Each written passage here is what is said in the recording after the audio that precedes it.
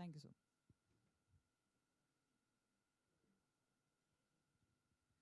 Now, before we move ahead, let's take a moment to understand what today is really designed to offer you. As we begin, I want a quick show of hands of how many of you here, either yourself or someone you may know, have experienced a fall in the last 1 year. Anyone? Yes, I see quite a few hands. Thank you. And I really appreciate you sharing that because I know it's not always easy to talk about this. And that's exactly why we are here today, to make sure that the next fall can be prevented.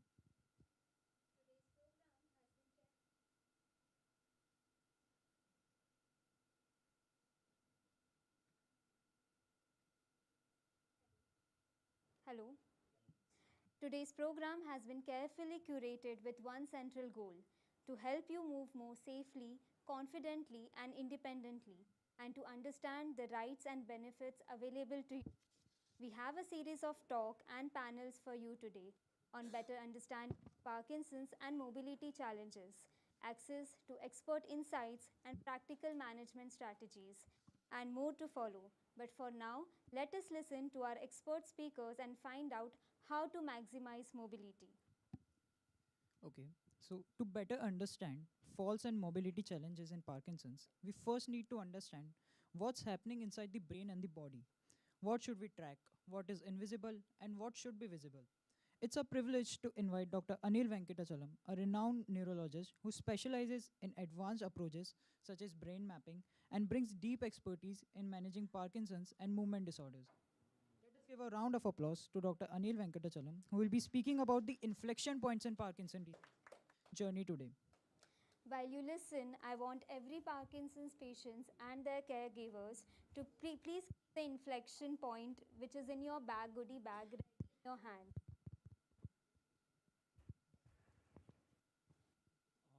So hello everybody.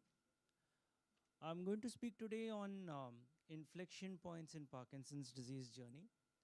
Um, so when we look at Parkinson's disease per se, just a minute,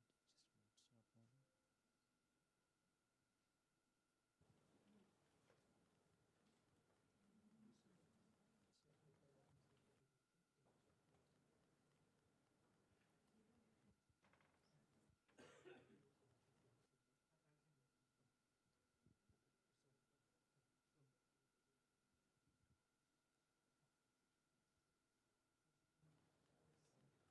So we often face this like challenge on an outpatient basis. You know, what is Parkinson's disease and what is Parkinsonism?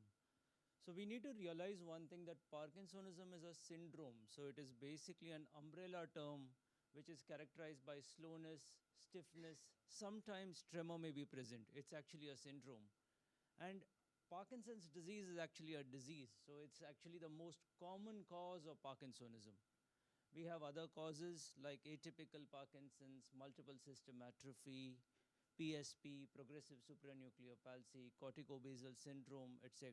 We have secondary causes due to drugs, due to strokes, etc. See, one thing we need to realize is that there is no way we can actually make a diagnosis of Parkinson's disease. It is actually a clinical diagnosis. So you need to go to a neurologist and then the patient has to be evaluated. We have newer tools like DAT scans which may help you make a diagnosis, but again, it's a clinical diagnosis. So somebody has to see you, examine you, and track you to make a diagnosis of Parkinson's disease.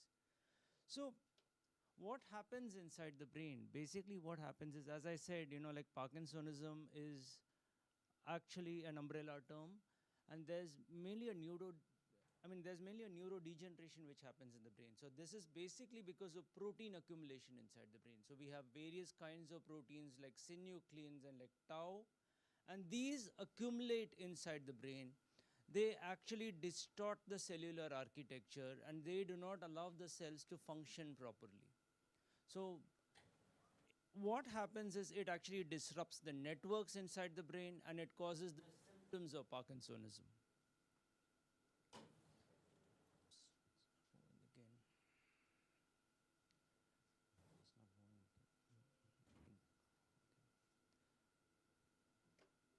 So as I was saying, we have various types of Parkinson's. primary Parkinson's is idiopathic Parkinson's disease, which is most common. That's what we see all the time. We have patients present to us with tremor, rigidity, slowness. Again, I keep telling this to all our patients that tremor is something that you see, and all our patients actually disturb because of the tremor. Tremor is mainly a cosmetic problem. When a patient comes to me on an outpatient basis, I am not worried about the tremor. The patient is worried about the tremor. If you're anxious, the tremor may increase.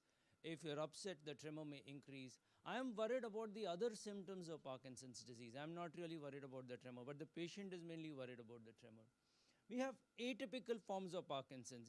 Again, this is underdiagnosed. Almost all the patients who come to us on an outpatient basis, they tell us we have like Parkinson's disease. So we need to understand that there are lookalikes of Parkinson's or Parkinsonian mimics like multisystem atrophy, PSP, or Lewy body dementia. All these look like Parkinson's disease, but they don't behave like Parkinson's disease. They progress faster. They don't respond well to treatment. You cannot do treatment like deep brain stimulation for these patients.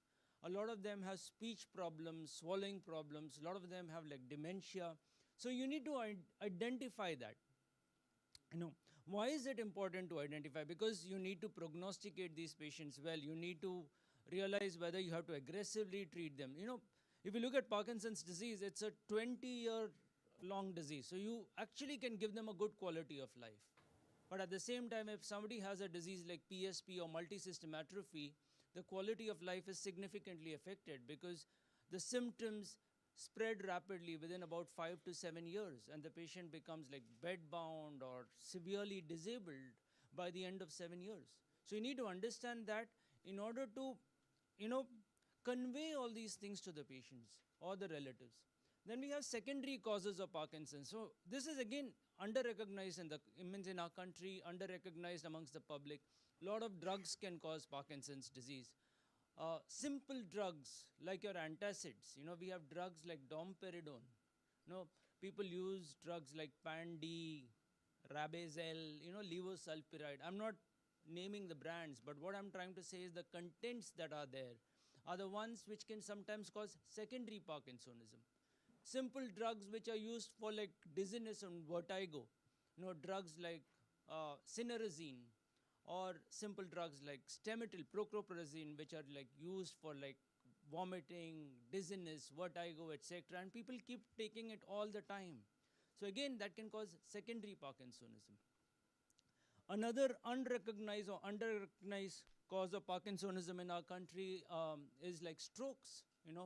Patient can have recurrent strokes or stroke-like events which can cause like Parkinsonism. Then again, some patients have untreated or they don't treat their like diabetes, hypertension, etc. So they get small vessel changes in the brain which cause what we call as lower body Parkinson. So they're not able to stand, they fall repeatedly, they have freezing of gait.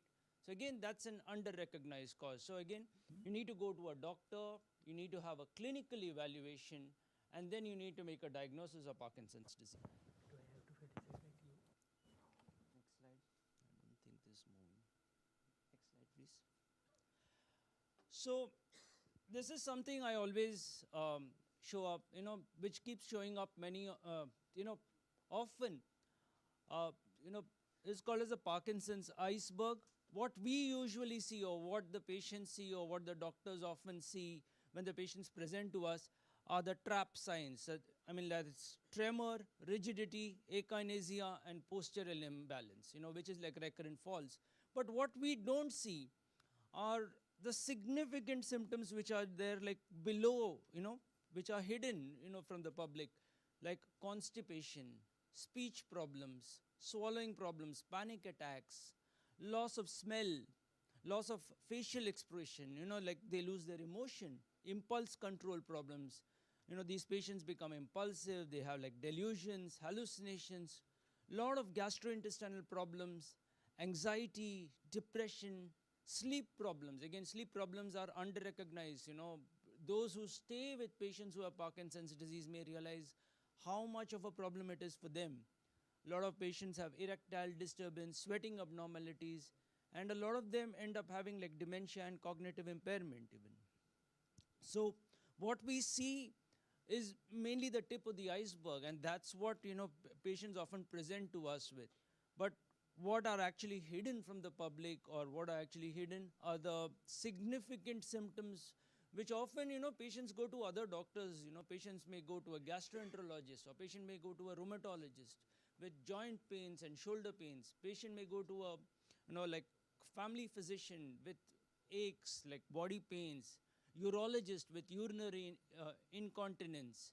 So a lot of times these patients are misdiagnosed, and then they come to us very late in the illness. Next slide, please. So I also call this as the Parkinson's like timeline. We need to understand that Parkinson's starts many years before the onset of motor symptoms. If the motor symptoms start here, the symptoms of Parkinson's disease starts many years before that. You may have loss of smell, you may have constipation, you may have bladder problems, which start up to 20 years before the onset of the disease.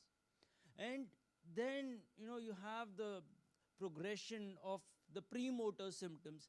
And then it's at this point of time that the patient comes to us, where you have tremor, rigidity, and akinesia. And then you can see it's another 20 years till the patient becomes like bedbound. So you have, a good lifespan where you can treat these patients. And you need to identify, you need to track these patients. If you don't treat them well, they would become like disabled by about like 5 or 10 years. So if you're able to track them properly, you will be able to treat them well, and you will be able to like give them a good quality of life. And this is something you need to understand, so that if you're able to track these patients over a period of time, you're able to counsel them well, you're able to give them proper medications, most patients would have a good quality of life. And next slide, please. So why does tracking matter? Tracking is important because, as I said, patients have both motor and non-motor symptoms. The motor symptoms are very easy. Patients often present to us with the motor symptoms. All of you all can recognize. But the non-motor symptoms are also equally important, and that's the one which is invisible. These are the invisible symptoms. You have sleep problems, mood problems, constipation. Anybody who's had a patient with Parkinson's disease with constipation, that's one of the most troublesome symptoms. I've had patients calling up at 2 o'clock at night, 3 o'clock at night, saying that they're inside the bathroom for hours, they're not coming out. Do something. And it's like very frustrating even for the relatives, for the doctor, how can they help out? All these would affect the quality of life. Again, like BP drops, these patients may not be having adequate water, because they are worried that they have to get up at night multiple times to go for urine. So they stop drinking water at 4 or 5 p.m. in the afternoon, and then they are like dehydrated. There's a drop in blood pressure. So you need to understand that. Again, tracking, it's very similar to tracking of blood pressure and sugar. So it will help prevent complications. Next slide, please. So what happens in the brain? So inside the brain, basically there's a loss of dopamine. So why is dopamine important? So dopamine is the fuel that actually moves your body. So in simple local language, it's very similar to the petrol or the gas that runs your car.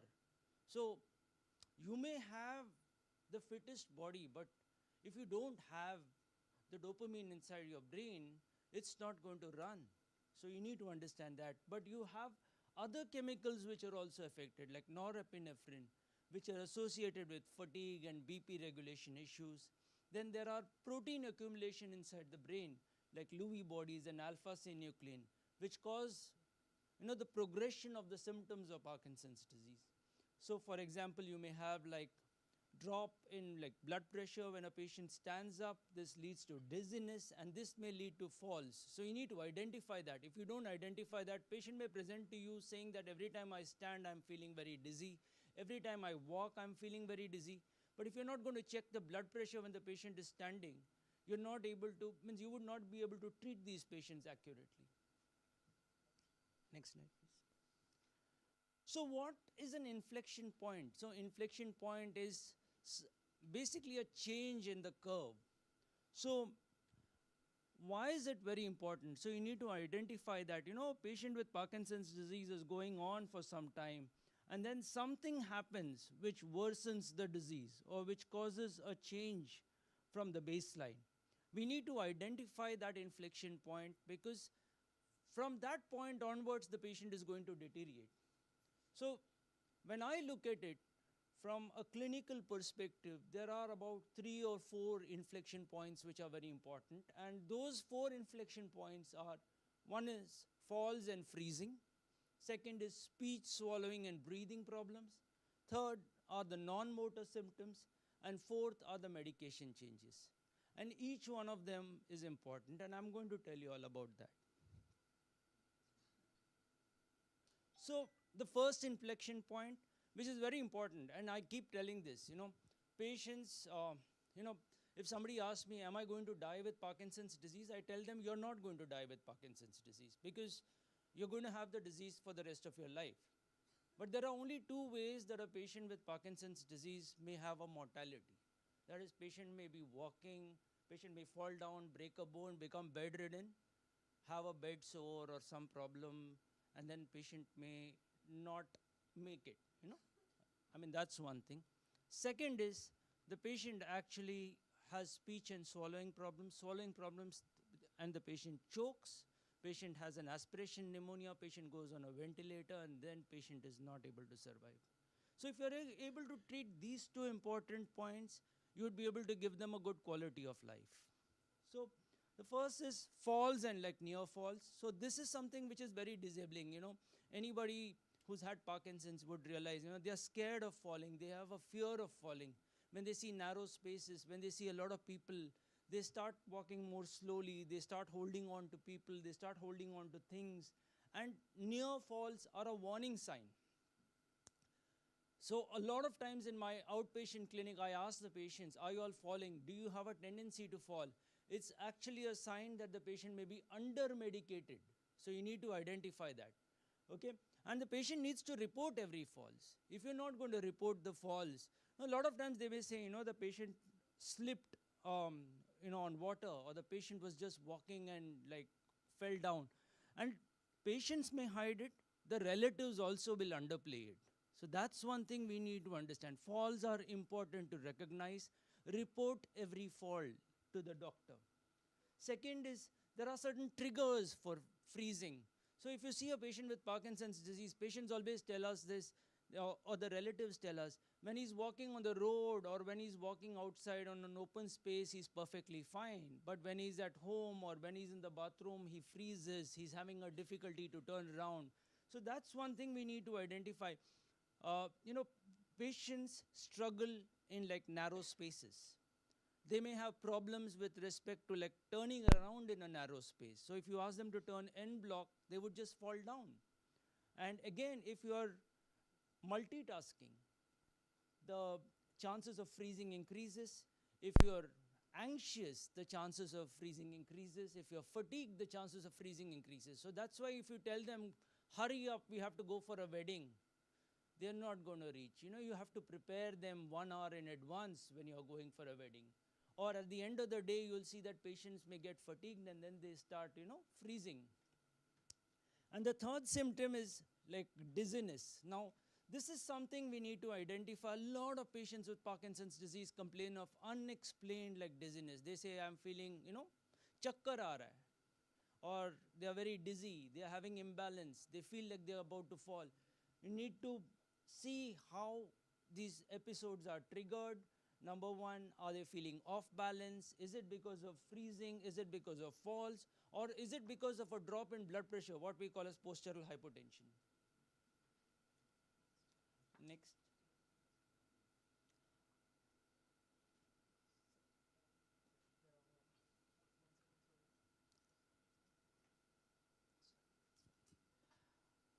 Our next inflection point is swallowing. So again, we need to identify red flags like coughing with water, choking, with a wet, gurgly voice, unexplained weight loss. Now, unexplained weight loss is a very important symptom, I always ask this. I always measure the weight when patients come to our outpatient department. Recurrent chest infection. If a patient is coughing, again, underplayed a lot.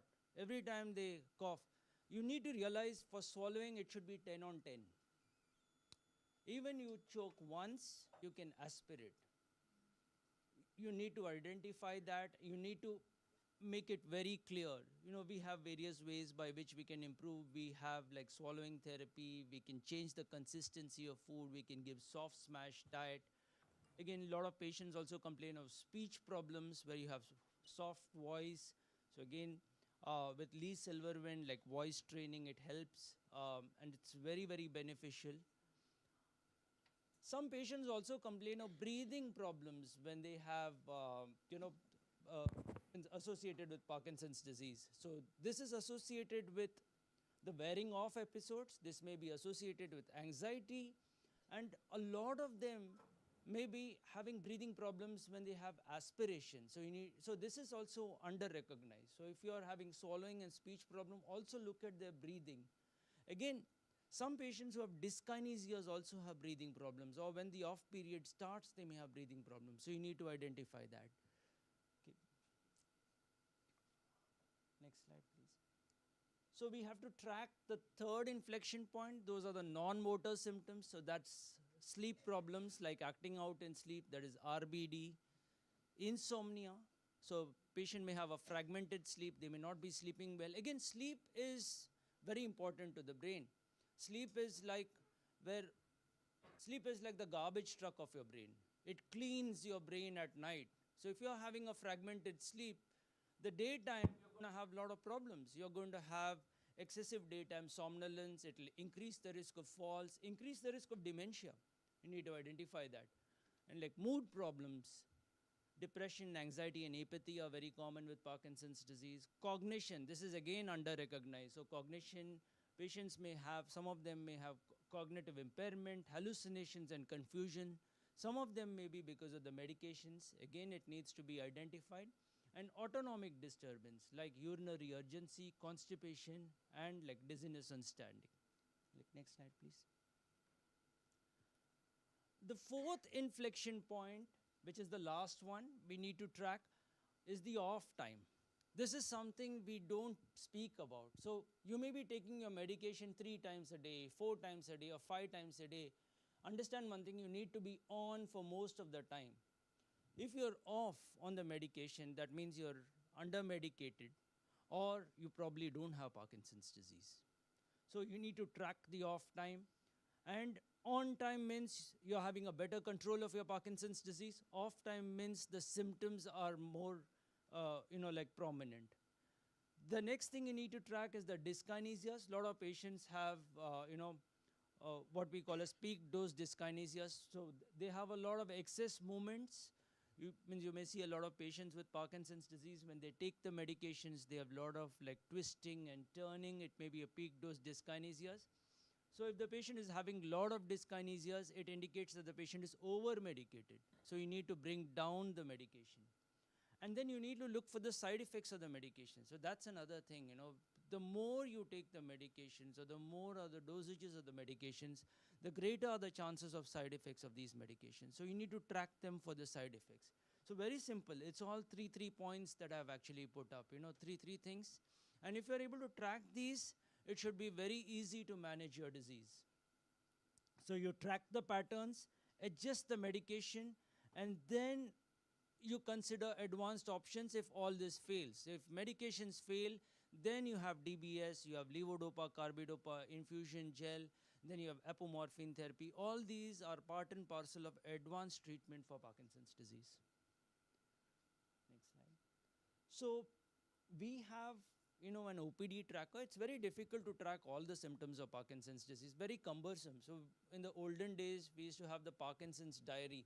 So 8 o'clock, 9 o'clock, 10 o'clock. So you write the medication, then you see how the patient is doing over a period of time. It's very difficult.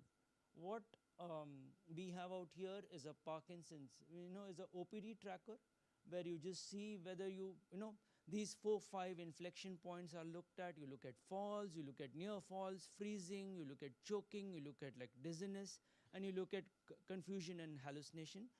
And then you see whether you're improving over a period of time or you're actually deteriorating. And this would actually help you to track the symptoms of Parkinson's disease.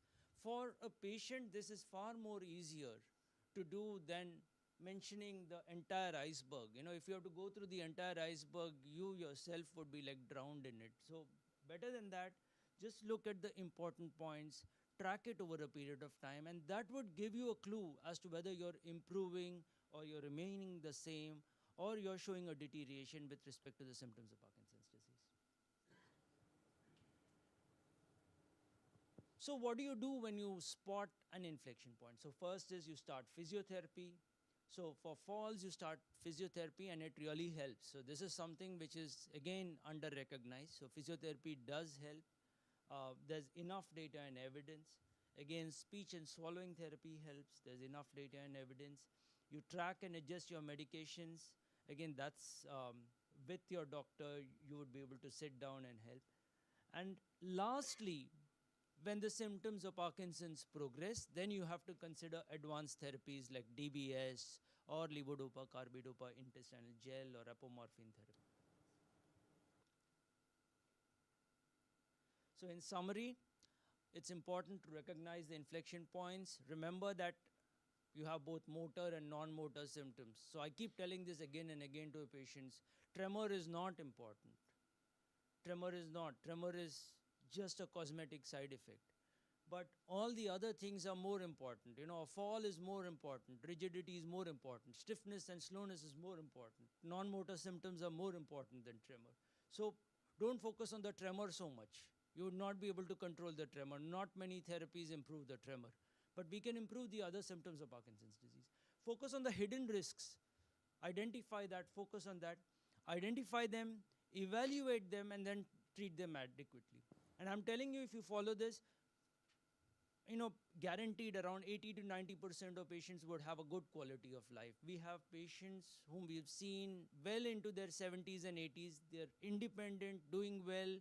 They're monitoring their disease well. They're just taking their syndopa, levodopa, carbidopa, and they're leading a good quality of life. I mean, it's just like any other disease. You know, you may have hypertension, you may have acidity, you may have like diabetes. It's very similar to that. You just have to treat it like that. Take the medications properly, identify the trigger points, and then you could lead a normal life. I would like to thank you all for giving me an opportunity to speak. Thank you again. Thank you for such a wonderful and detailed talk, sir. We would now like to request you to kindly stay back on stage. And may I invite Dr. Devendra Desai and Amay Desai to please come on stage to felicitate Dr. Anil.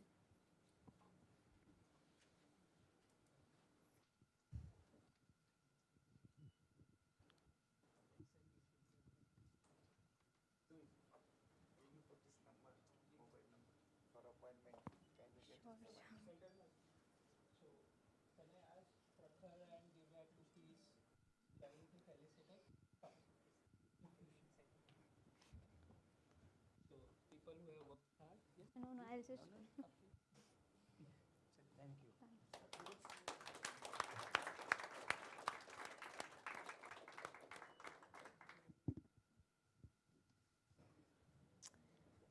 Moving to our next segment, we often hear walking has become difficult, but the reasons behind that can vary so much.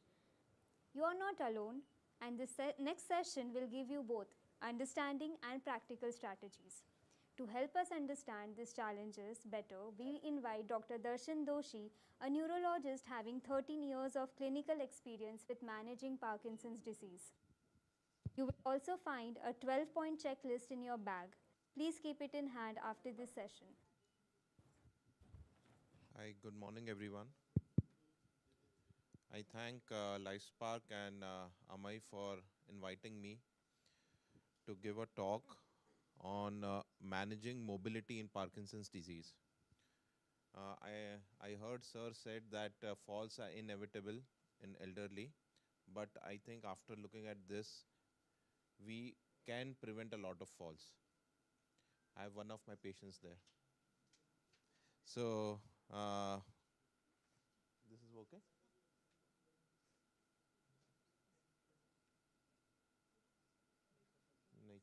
Can you change? Okay. So why are there, what are the key mobility issues that a Parkinson patients deal with? So there are few things which are very important. One is bradykinesia, that is slowness in movement. Parkinson's patients slow down over time. They have slowness in movement. That is one of the cause for falls. There is something known as freezing of gait. Freezing of gait is that whenever a Parkinson's patient tries to move, at some point, at some trigger, they get glued onto the ground. That is known as freezing of gait. And they have difficulty pivoting or turning around that path. Third is postural instability. Postural instability means there's a loss of balance. And any of these factors, individually or in combination, can lead to falls. And on top of that, if there is some impaired cognition, where the patient has difficulty in making some judgment or taking a call, that again increases the chances of fall significantly. So these are the main reasons, motor and non-motor reasons like cognition, which can lead to falls in patients of Parkinson's disease. Next slide. So why walking becomes difficult? One, because it becomes less automatic. Many of the normal patient or caregivers or people like us, we don't have to think too much while walking. Okay, it is like a reflex action what is there. But with Parkinson's patient, it becomes less and less automatic. They need more attention to walk safely. So they need more concentration because of their loss in motor actions, that they need more attention to walk safely. And when there is a split attention, that means there is an additional command coming in. If they're walking and somebody says something, then there is one more command that is coming in. Now, because of that two commands, it becomes more complex for them to walk, and that can trigger freezing, that can trigger imbalance, and that leads to fall. So this is what happens in patients with Parkinson's disease and makes their walking more difficult. Next slide. So what is bradykinesia? Okay, this is a medical term, but in simple language, it is slowness in activity, slowness in motion, slowness in executive function. So patient takes a small steps, they start slow, their arm swing is reduced. So whenever a normal person walks, the arm also moves together because that gives stability. But this does not happen in Parkinson's patient, it reduces over time. Your medications do help definitely, like levodopa, which is a dopaminergic drug, that increases the level of dopamine in the body. So that helps in reducing the symptoms, increase the speed, reduce the stiffness, and patient can walk better.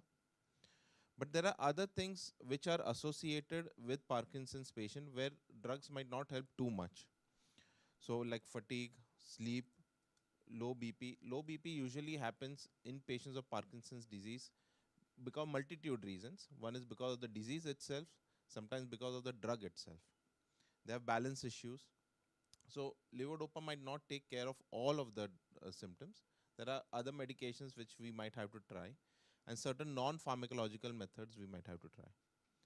But there are certain invisible signs which happen before, which people do not realize until late.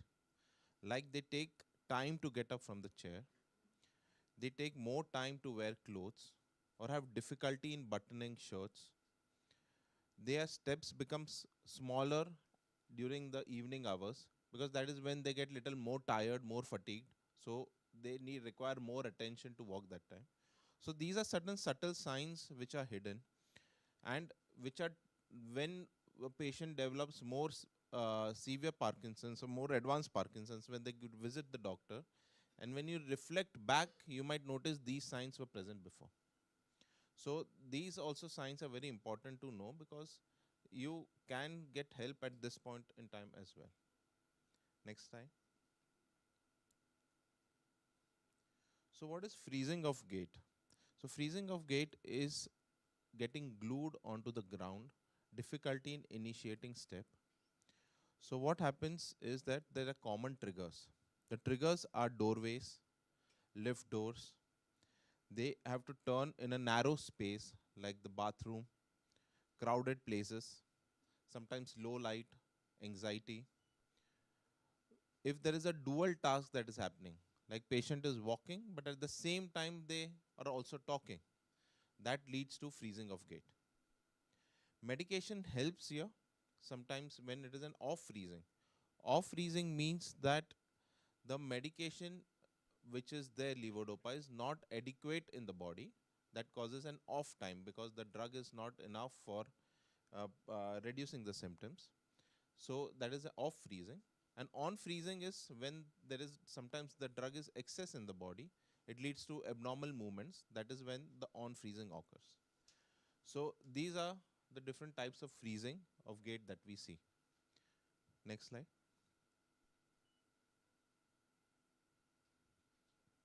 So why do falls happen? There are some visible contributors, there are some invisible contributors.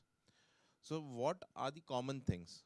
If you look on the column on your left, moving or turning too quickly, that can lead to fall. Balance changes. So suddenly there's a change in the position, that can lead to fall. Or there is too much of cognitive load, that there are complex tasks, 3-4 tasks together, that can lead to falls. If there is a low blood pressure, that means the pressure is on the lower side, and when the patient suddenly stands up, that time the pressure goes even slightly lower, that can lead to falls. If there are problems with the vision, or there are additional problems like a diabetes patient having a neuropathy, or if you are wearing some footwear like slippers where there's no good grip, that can also lead to falls. Sometimes medications like sedatives, many Indians are hooked on to sedatives. So sedatives, alcohol, all these again depress our nervous system, and that can trigger falls. There are certain hidden signs that people don't notice. One is poor sleep, feeling very tired. If the patient is less active, or thinking feels slower or harder some days, if the cognitive load is more. Using sedatives, patient will get less steady, legs get weaker, and there are more trips and falls. So this is how patients, these are the these are the triggers that lead to falls in Parkinson's patient. But the thing is that many of these symptoms, many of these triggers can be managed. It is not that we cannot manage them. We can manage them. That is very important to know. So falls are not inevitable. We can manage many of them. Next slide. So you need to ask few questions. When is the fall happening? Where is the fall happening? And what was happening? This is very important to note. The reason is because you can titrate the medications, or you can titrate certain things, modify certain things, so that we can predict a fall and prevent a fall. So always now the goals of therapy are changing from being reactionary as to act after a fall to becoming more predictive to act before the fall. So that is what is important for us to know. So that is why these three questions are very important, and all Parkinson's patients should note down, because many times when they come to the OPD, they just say the patient has fallen, but when you ask the situation, it becomes slightly tricky for them to recollect, because they come after months for follow-up. So better to write it down. Always note it down what had happened, so that we can try to help them out. Next slide.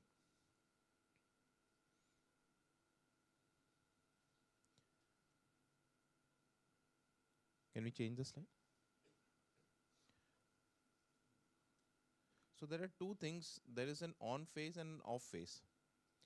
So the on phase is when the drug is in excess sometimes in the body, and that leads to abnormal movements which are known as dyskinesias.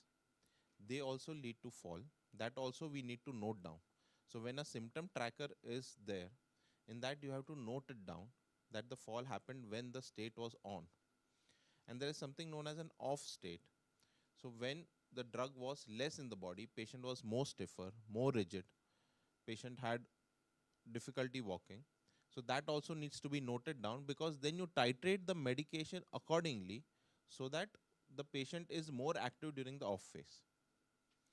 So apart from medications, other things also help. which is very important to note. There is physiotherapy that helps in gait training, turning, balancing. There are certain cue strategies that are important, that you should use bright contrast tapes at doorways, at specific points where the patient freezes. You can use, there are certain footwear with laser lights which can be used to walk. There are certain auditory cueing strategies like metronome, where rhythmic counting has shown that with these devices, the patient's freezing is much better, their walk is much faster.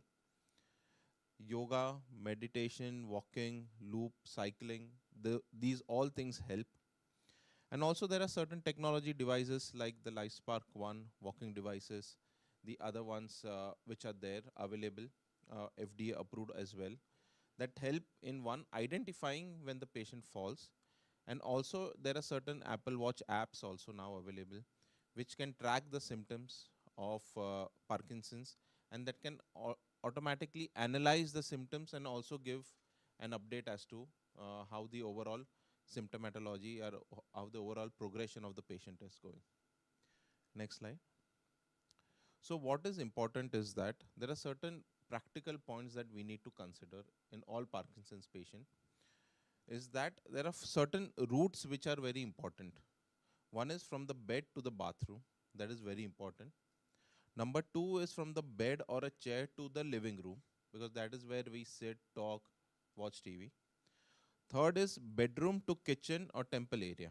These are three common places where the Parkinson's patient usually walk around, and common areas where the falls can happen. So this is where the most reorganization has to be done in the house so that the falls are prevented. Next slide. So few rules which are important is that the walking track should be clear. There should not be things lying around in the middle, like a chair, stool, wires, shoe racks, planters. All these should be off from the area. You should remove turning traps, like repositioning center table. So you should not have, like there's a better if there's a free room in between, if there's a sofa, but do avoid a center table there, because then that area becomes narrow for them to navigate and can trigger falls. Fix slip and trip surfaces. You should avoid rugs. Please avoid rugs because they are most common cause of slip and fall. Floors should be dry. Okay, there should not be wet floors. In the bathroom as well, always make sure, even somebody uses the bathroom, make sure the bathroom is dried. And always the essentials should be at the waist height. That is another important thing, that they should not be bending or looking up to grab things. It should be at the level. And always the route should be illuminated. So even in the night, the route to the bathroom should be illuminated. That is very important. Next slide. So these are some practical points which the Parkinson's patient should know. The bedroom, the height of the bed should be proper. It should not be too low, it should not be too high. Also, the mattress should be firm. It should not be soft one, because then rolling becomes easier. If the mattress is firm, it becomes easier to roll. The pathway should be illuminated, or nowadays we have motion guided lights. So as you get up, start walking, the light illuminates. And after a couple of minutes, the light dims off if you are sleeping again. So you don't have to physically find the button, start the light. That is an important thing that patients can do in the house. And it is not too difficult to do. It's a simple sensor that comes. Bathroom should have grab bars, zero entry showers, and raised toilet seats. That is also very important. And the floorings, important part is that remove all throw rugs, ensure high contrast tapes on stairs or thresholds. That is very important, because high contrast tapes, one, it helps with even freezing of gait in patients, and also since it is a high contrast tape, people know that these are areas where we need to be careful. Next. So this is a comprehensive guide. This is my final slide, where all these things are important. One is eliminate trip hazards like wires, rugs and all. You need to optimize furniture placement. If you look, there is no center table here that avoids the falls. You should have brighter surroundings, so light should be good. It should be illuminated. You should, if you look down, there are certain things that a patient should do, also practice at home, is practice sit to stand exercise from the chair, if you look lower down on the left. Perform posture resets. Most of the patients are stooped, they droop down. So you should always, the patient should do is like stand along the wall like this, with the feet and the back touching the surface. Wear proper footwear. Please don't wear slippers where the grips are weak. Tendency to fall is quite high. Sometimes orthostatic hypotension occurs. That means blood pressure drops when the patient sits up or stands. So keep yourself well hydrated. Okay, that is very important. You can use visual cues like having high contrast tapes. Also, auditory cues like a metronome can be used. Also, while pivoting, keep in mind, take a big U-turn to turn. Rather than pivoting on one foot around the same area, take a long turn, that is okay, because it will prevent falls. Okay, and also a multidisciplinary approach is very important. Along with neurologists, physiotherapists, occupational therapists, everybody in combination will help you prevent falls and improve your mobility. Thank you.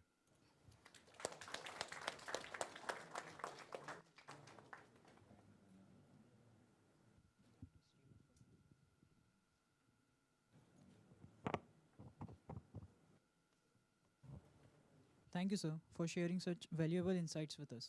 Now, I would like to call Mr. Amit Desai for felicitating Dr. Darshan Doshi.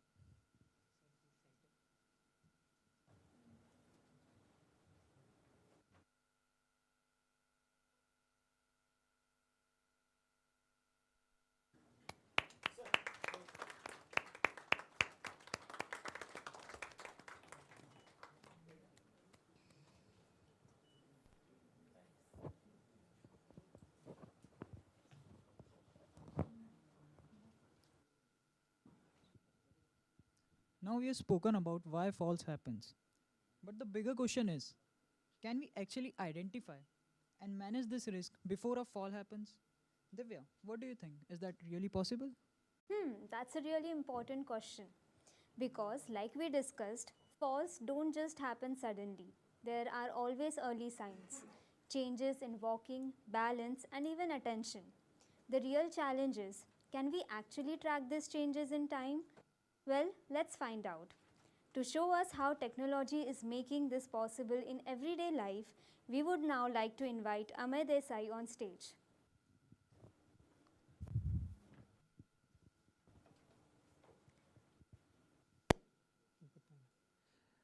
Hello, hi. Everybody here? Aware? Okay, we're going to do a small activity, okay? So, everybody close your eyes. Now, point out the closest yellow shirt to you. With closed eyes, they are able to manage. Excellent. But for most of us, it is difficult. We cannot change what we cannot measure. And Anil sirs and Darshan sirs talks have focused on exactly these things. What are the inflection points? What do we need to track? What do we need to communicate to the doctors so that they know the situation better, right? And this is just as important. So now you have two tools in your bag. One is the daily tracker, okay? All you have to do is on whatever day of the week it is, tick if you have had that symptom. And at the end of the week, fill the rest of it. The second thing is that checklist, okay? When you go home, check how many of those things you've done. If there is anything that is missing, that is the first priority to do those things, right? These should help better. Now, I will try and introduce some of the technological elements that can aid you in this journey. This is the work that we do here at Lifespark Technologies, and it is my pleasure to present it to you on behalf of the entire team. Okay, so Parkinson's is the fastest growing neurological condition in the world. Okay, 10 million people are currently affected. But Parkinsonisms as a spectrum are very varied, right? No two people's journey is the same. That's why tracking becomes even more important, right? So, regular therapy even if you can access it, it is hard to access it in the first place, should be personalized, right? It has to go according to the symptom that you are facing. It has to understand what is the sort of path that lies ahead for you. And that is difficult because today we don't have a test to confirm whether or not it is Parkinson's. It is a clinical diagnosis, as Sir has said, right? Secondly, we don't have a way to measure how we are progressing. And to solve, to complicate these problems, right, the most of the time we are at home, right? And if you have a person at home who has Parkinson's, it is difficult to understand what is going next. We are always guessing as caregivers also, right? So the idea is that, we are guessing, we cannot convey the right information to our neurologist, right? And we don't know how things are progressing. There is a little bit of fog. So how do we unfog all of this? Can we go next? Right, so that is the problem statement that all of us are facing today, okay? Be it falls, be it any of the other inflection points, speech, swallowing, posture. How do we find out this and how do we put a stop to it? What is the best that we can do, right? The problem is stark in the numbers itself, right? We have only 4,000 neurologists in India serving 1.4 billion Indians, okay? This is difficult. There are many other conditions that are all to be handled by this small group of people. Physiotherapists, there are only 16,000 of them in India. The problem is compound in all forms of therapy. And that means that it is expensive to manage. The cost of one fall or one fracture, right? Apart from the monetary cost, it is also the cost of having to, having these inactive months, that also adds to the complications. Next. Right, and how does it lead to falls? I'm sure all of you are familiar with this. I'm playing it just to complete the argument. Can we play the video? Right, so freezing can be many things. It can happen while you're walking. It can happen when you get up and start to initiate a step, right? And it can also happen when you have someone right next to you, okay? Next. To solve this problem, we had come up with a device called Walk.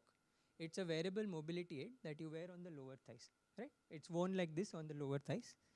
And what that does is, it uses muscle stimulation. It is vibration based. It uses muscle stimulation to change the way the communication from the brain to the spinal cord is handled at the spinal cord level, okay? Along with it now, we realize that if we can collect information about how a person is walking, we may be able to predict who is at risk of falls.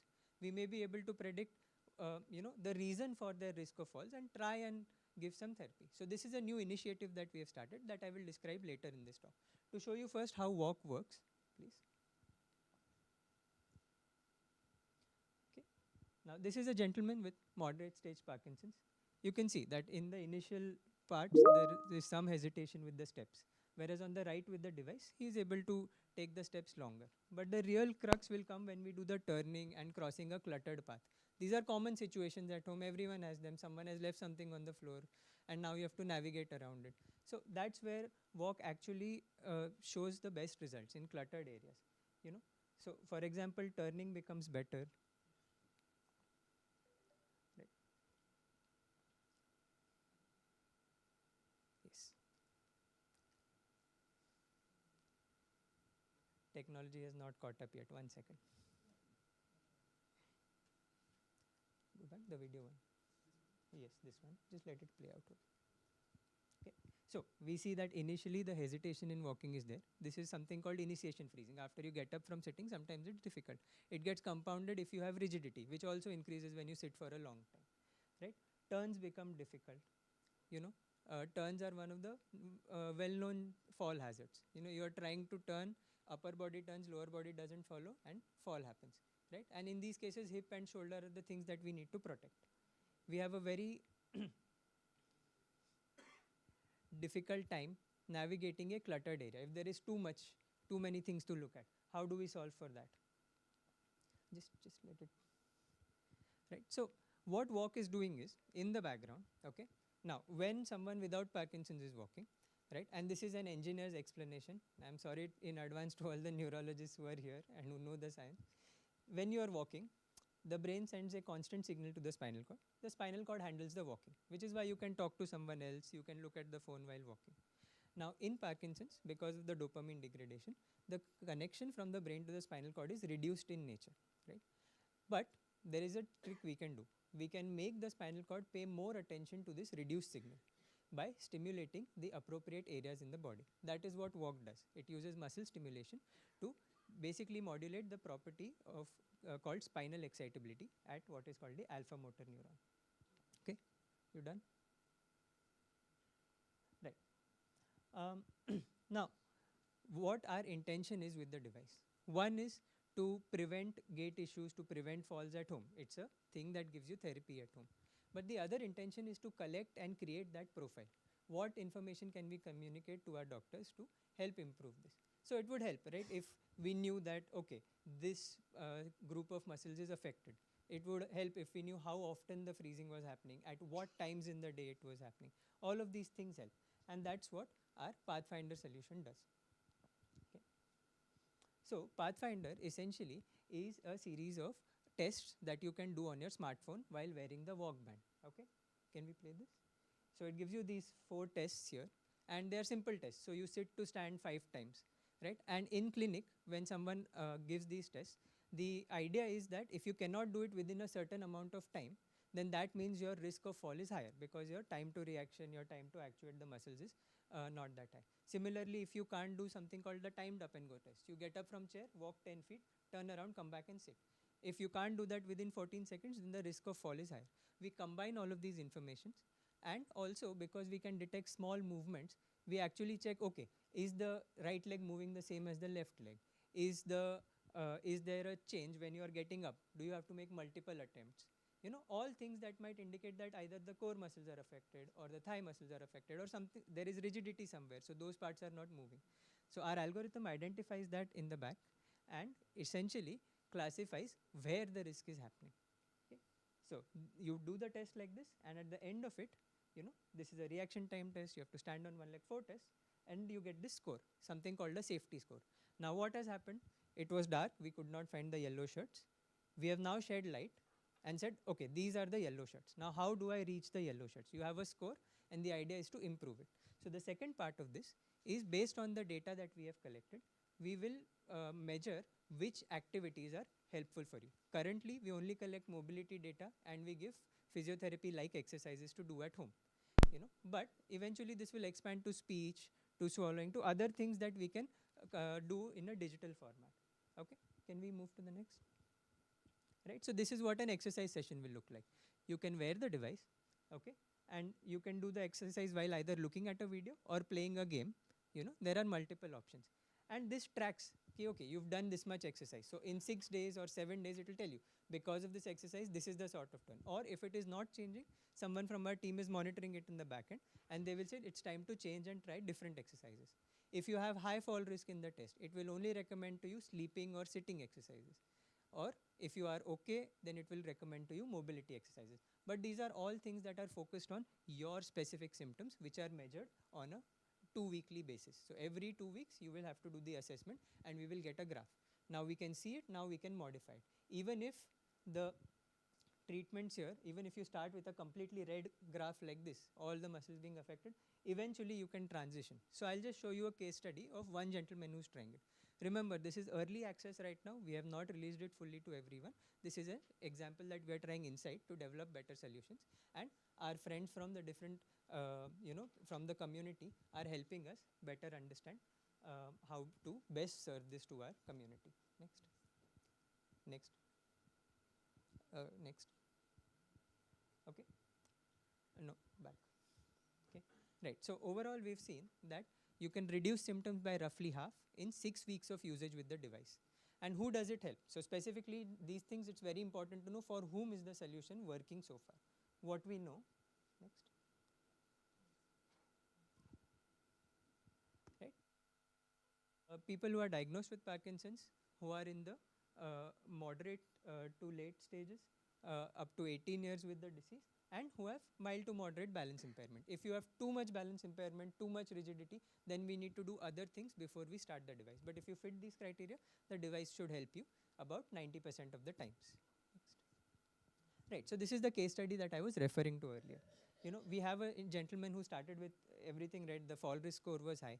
They did the guided therapy, and then they took sort of assessments on a faster basis to eventually have a map like this. Now the important thing here is this gives you what is the problem. So if only one side is affected, we know that grab bar should be in this side of the house, or we should be not lifting things with this side, or something like that. People already make these adjustments, but for our caregivers it's very important to know that these adjustments are actually occurring in real life, because sometimes they are invisible. You can put a lot of weight on one leg and walk and not know it yourself. Only when that leg gets injured, then you realize the other leg was not doing that much. So that increases fall risk sometimes.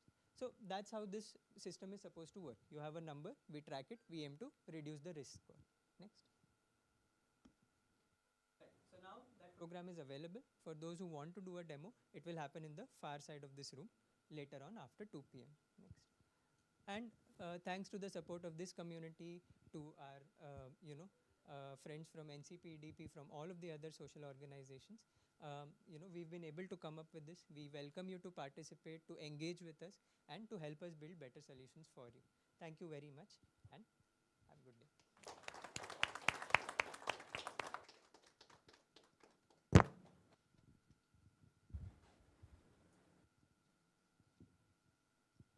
This is where technology becomes more meaningful, not just as a tool, but as a way to support safer and more confident way of living. Thank you, Mr. Amit Desai, for showing us how this can be brought into everyday care. Now, this is one of the most important parts of today, hearing directly from those living with Parkinson's. No textbooks, no filters, just real experiences. Today, we are truly honored to have some incredible members of our Parkinson's community with us. I would like to invite Mrs. Ranjana Mishra along with her caregiver, Mr. Amitabh Mishra, on the stage. And joining us online, Mr. Ashok Didwania along with his daughter, Ms. Arsha Didwania, and Professor Kriti Vasan with his wife, Mrs. Saraswati ma'am.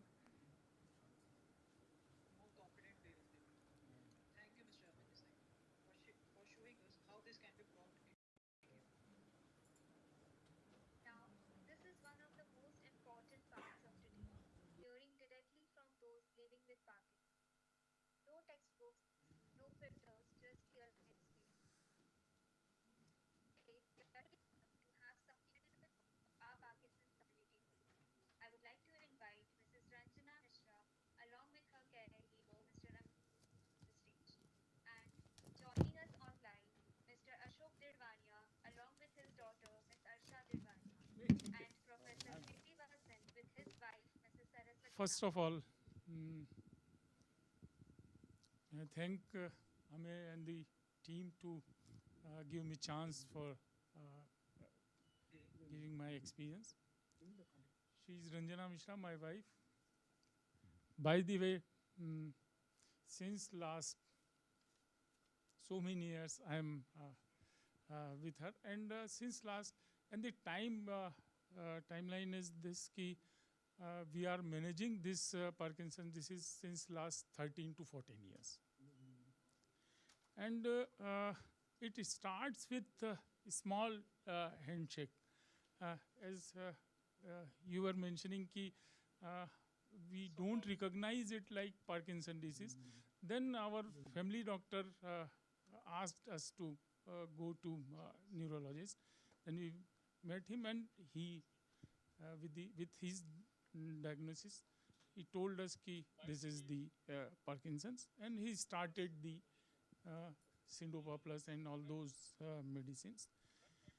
Initially, the doses were too high. I mean, that created some problems, and then we tried to reduce it and take it even as per the recommendation, and we changed the doctor. I mean, and the new doctor suggested us the reducing the medicine, and of course the timing of the things. Okay. Actually, problem is this with this Parkinson, the daily routine is slowed down of whole the house. I mean, with the wife and with the house maker, the things are being slowed down. The problems we are facing, the time taken to perform all the things are definitely slowed down. And the now she is facing the problem. Ki time taken for sitting to sit to stand is too, as mentioned by you, ki wearing clothes and all those things are now, and fear of fall, definitely. दिक्कत ये है कि गिरने में अब गिरने की दिक्कत अब महसूस होने लगी है।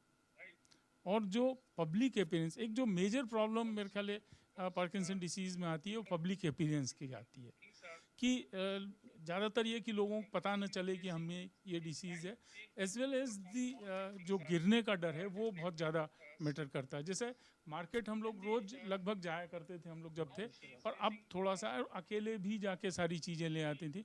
अब थोड़ा सा रिस्ट्रिक्शन है ऑफ कोर्स, बट स्टिल हम लोग जाने की कोशिश करते हैं और करने की प्रयास करते हैं। दिक्कत है कि डिजीज़ के मतलब जो ड्रग्स के अलावा जो चीज़ें हैं, अब थोड़ा सा उन पे फोकस करने की कोशिश कीजिए। ऑफ कोर्स ड्रग्स अवॉइड नहीं की जा सकती, ये लगभग अब तय ऐसा लग रहा है। तो but pranayama, yoga and like जो डिवाइस जो हमें हेल्प कर रही है, मतलब गेट इम्प्रूव हुआ है, एंड जो फॉल का जो रिस्क है वो डेफिनेटली कम हुआ है। और जो फिजियोथेरेपिस्ट जो इसके साथ जो हमें हेल्प कर रहे हैं, आई मीन जो आपकी टीम के भी जो फिजियोथेरेपिस्ट हैं, वो हमें बहुत सारी मदद होती है और वो चीज़ों को इम्प्रूव करने में है। जैसा मैंने कहा कि वॉक डिवाइस ने एक तो चलने में भी इम्प्रूवमेंट किया है। एक दिक्कत हमें की गई, अभी पिछले कुछ समय से हमारे पास नहीं है, उसमें कुछ प्रॉब्लम्स थी, तो थोड़ा सा अभी हमें दिक्कत जा रही है। मैं उम्मीद करता हूँ कि मुझे आज या कल में मिल जानी चाहिए वो डिवाइस।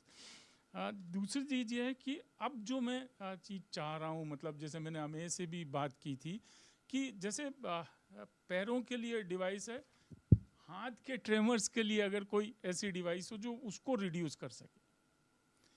दिक्कत क्या है कि जो मैं आपसे भी एक चीज़ डिस्कस करना चाहूँगा कि जैसे जो ड्रग्स ली जाती हैं, अगर उसमें गैप थोड़ा सा भी ज़्यादा होता है, तो ड्यूरेशन कई बार वो होता है, तो बहुत सारी परेशानियां बढ़ती चली जाती हैं।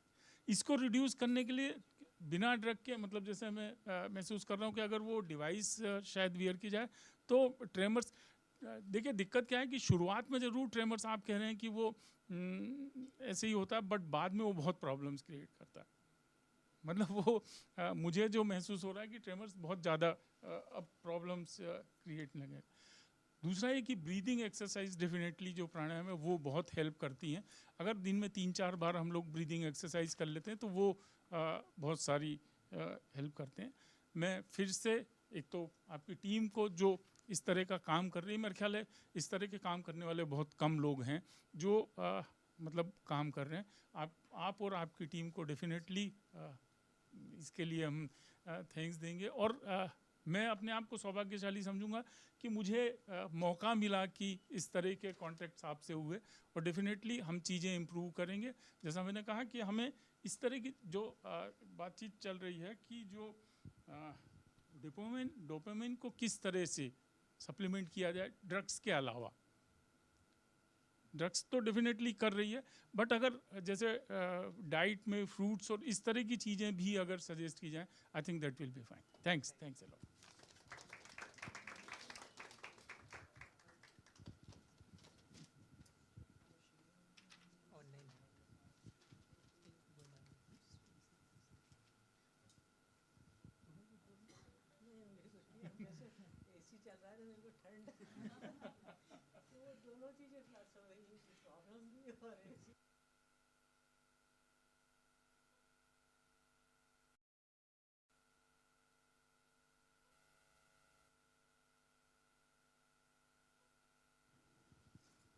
Okay, so there will be patients available online who will be sharing their experience. And Ashok Didwania. Saraswati ma'am, you can start. Hello all. I guess it is good afternoon. Thank you for. Can you hear us? Can you hear me? Yes, yes, we can hear you. Which one? Yeah. Okay. I am Saraswati Kritivasan, and this is Professor Kritivasan Ramamritam. He was diagnosed in 2006, almost 20 years ago. was a professor at IIT Bombay, but he could carry on with all his duties because we sort of thought of it as one nuisance factor for many years, and we could handle it in a very nice way. He held all kinds of responsible positions. Switch it off, switch it off. But in 2018, he also went through a DBS because he was found to be a fit candidate to do that. But Professor Kriti also had, he's a leukemia survivor, so we have had many other strength and all that.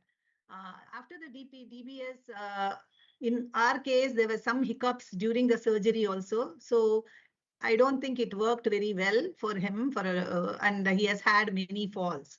So the falling is the one that has been the very most challenging thing for us. As a caregiver, for me, it has been in a way, to live life as you wanted to live, without making a big fuss about it, was the best way to handle this. Is what I thought for all these years. But recently, I find that it is more and more challenging. I'm going to just summarize my 3 key points. I call them 3 A's. One is to do with attention span. I see that his mind is in many things. He was always a multitasker, so it is very difficult to focus and do some things. So this is becoming more of a challenging thing for us. And the second most important thing is acceptance. So I find that while it is very good to say that, so I will live my life fully and I sort of go ahead and do everything, there is also, the disease progresses, I won't call it a disease, I usually call it a disorder, because I don't even want to have that negative connotation and feel that you can't do something, because we never took it like that. But what I feel is at some point you need to accept what you can do, what you cannot do. And that is finding, and we are finding that it is very hard for Kriti to accept that, right now, to avoid the falling thing, we find that there needs to be somebody next to him. He's able to walk. We are doing everything. But this walking is, the balance issue is becoming quite acute now. So that is one thing that we are concerned about. And I do have a couple of suggestions or wish list from our side, how we can help patients who are going through such things. And the last one is access. Access, what I mean by that is, while you want the person to be independent, you also want them to be safe. So how do you draw this line between, there is a very fine line that says you do everything, you go at life with full vigor. And there is also the other side where you need to take care so that you avoid falls. Because for him, he has had 4 fractures, 4 falls, all kinds of things we have gone through. But we are at a very good position because of his willpower, and because we still do things, all kinds of things like going to concerts, all the things that we want to do, we still do that. But I find that, this fine line, how do you make sure that there is acceptance, there is this feeling that, yes, I can do everything without having to feel bad about, that you have to accept certain conditions that your body is now, which your body cannot take anymore. So for this, there are, 2, 3 things I thought. Walk has been, with us for the last 3 years or more. We are probably one of the first people that the very first prototype Kriti has tried. It has definitely helped him because his freezing is almost gone. But I think because the freezing is gone is why his fall risk has gone up. Because when he's freezing, he knows he can't move, so he asks for help. But when he's able to walk, that's when he doesn't understand that he may take a misstep. So I don't know, it's a double whammy, I feel. So that is one thing. But what I feel is there a way by which, as a caregiver, I find that it's very difficult for him to accept everything coming from me. If I keep telling him, don't do this, don't do that, or do this, or do, it is very difficult because it becomes a control issue. But if it is coming from somebody else, I think it will be easier. So is there a way in which these therapy sessions, there can be some group therapy? Maybe somebody, some volunteer groups can be formed where for him, he's a professor, he would love to interact with students and take some little advisory role in many things. So is it possible to create some communities depending on the people who have this condition, but they are very most of them are professionally probably have done excellent things in their careers. So is there a way to tap so that they feel included in many things? So that is the second point I had. And then the third thing is about whatever your passions are, if you want to travel or if you want to attend concerts or if you want to go out. I feel that people should not be worried about what others think, and take your life in your hands and enjoy life. So we do that all the time. We don't really worry about what others, if people are thinking, why are these people still doing this, why are they here in a concert? We don't worry about those things, but we are in a place where, we are not disturbing to other people, so that, but we enjoy life in a really amazing way. About caregiving, I am at a point where I find that I need somebody to help. So we have had somebody with him during the day. Now we need to find a little bit more professional, and I'm thinking that somebody who can also do some therapies with him, some more exercises and other things with him, whatever walk has been providing us, even to work those, because he cannot, we don't want to trust him to stand on his own and have a fall risk. So these are the inputs from us. And we really thank Kamai and his team, the whole Lifespark team, for this amazing initiative. I think you're doing a great work for a big community of people who probably, and DBS is not a solution for everybody, and DBS may not work in the long term because it has its own limitations, I feel, because having experienced that for the last 7 years, initially there was some definitely it helped a little bit, but as the time goes, I'm not very sure it is helping us. So I feel that this kind of thing combined with other yoga, meditation and breathing and lot of exercise, walking, all these I think will definitely help us live a life that is good quality. So I wish the LT team all the success. Thank you.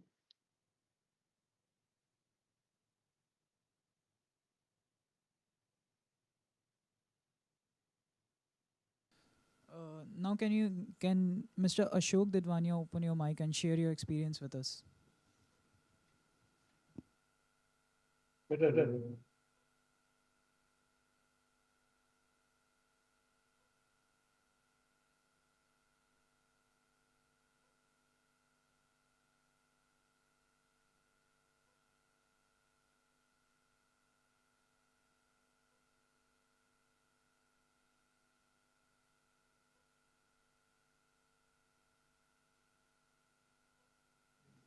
You can start now.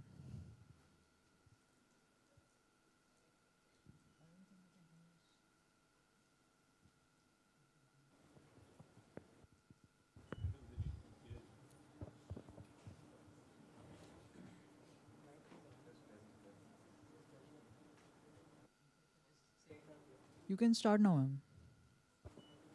Hello, Arsha ma'am, can you hear us? Yes. Yes, Now I I can can hear you. Okay. Good afternoon, everyone. Arshad this side, and I'm sitting next to my father, Ashok Didwania, who was diagnosed with Parkinson's in 2024. It was an incidental diagnosis. We were not looking forward, like we were not even thinking about it. But yes, a family doctor suggested that we should go for it because his steps were like he started taking baby steps.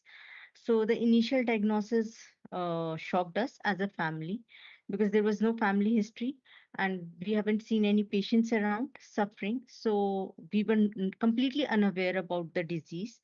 Then, with frequent visits, initially same protocol, medications were given, and we were told that we have to look forward to this thing, that he should not fall, and we should be concerned about this very thing. Then we started working out on our own. I contacted certain physiotherapists about after reading about Parkinson's online, and those physiotherapists help us. But we hail from a small city, from Ajmer, where exposure is less and awareness is also less. Then gradually I started looking up on internet for the material which will help me and my father's, because my father is a businessman and he loves doing his job, and he's majorly into accounts and finances. He looks after the finances of our companies. So we started working. Then I found a YouTube channel, Skills and Wellness, which is a exercise channel and mainly suggest exercises for Parkinson's patients. Exercises are very easy to perform. Even you can do them. Certain exercises can be performed even while sitting in the chair. So it to certain degree eliminates the risk of falling, and still we can train our other muscle groups. His area where he's experiencing a lot of problem is his gait problem and tremors in legs. So I got an understanding that we have to train the leg muscles, and that was one thing which we started focusing on.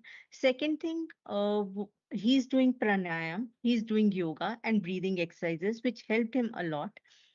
Thirdly, we are doing brain exercises, which involves like playing simple games like Sudoku, word search, writing with your left hand, and that improves your hand-eye coordination. So yes, it improves.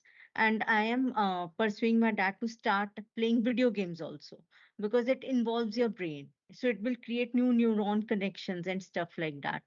Uh, my dad will also like to share his experience with the disease. Papa, Hindi में बोलो। I started मेरे को सबसे पहले तो छोटे छोटे step आने लग गए थे।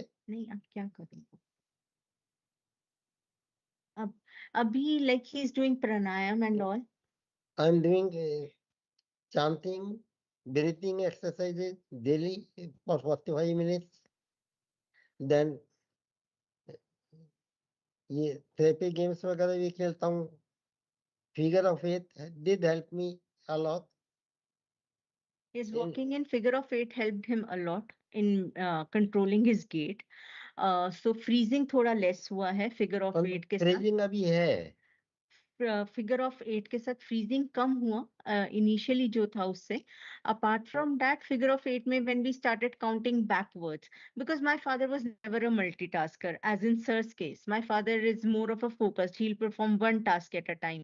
So now it is difficult for him to perform multitasking, and we are pushing him to that he has to start doing things like while talking while walking he should start talking and stuff like that. But our journey with walk has been great. At times when I'm not around, my father can still perform his therapy game exercises. So exercise part, physical exercising part is taken care by the game device, and the therapy games they have suggested. They are simple to perform, and you can do one or two exercises while even sitting in a chair. So the fall risk is not so much with my dad. And I am concerned about the falls, but when he's performing his exercises, or when he's doing, and I know the surroundings are safe and he's well supported by chairs and stuff like that, I don't have to bother. So on days when I'm not available, I'm busy with my work, my dad continues with his exercise. And if we have to sum up our entire thing, what helped us, I can say it's just when my dad's willpower, and secondly is his consistency. Like he will keep doing the same activities daily, consistently, and he's very focused, and he has his internal thing that I have to overcome this disease. I have to overcome this problem. So that has helped us a lot. Apart from that, walk device has helped us a lot, and the entire Lifespark team, the way they have extended support, their physiotherapy sessions, has helped me a lot in understanding how I can increase the physical capabilities of my father. So it has been a very good journey with Lifespark Technologies.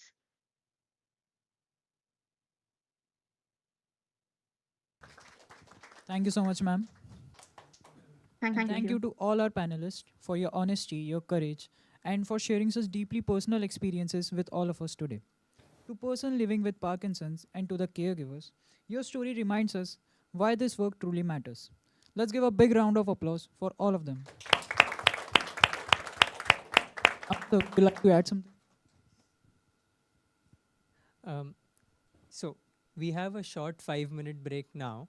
And before we go into it, I would just like to highlight one thing to all of our, the panelists today, to the larger community.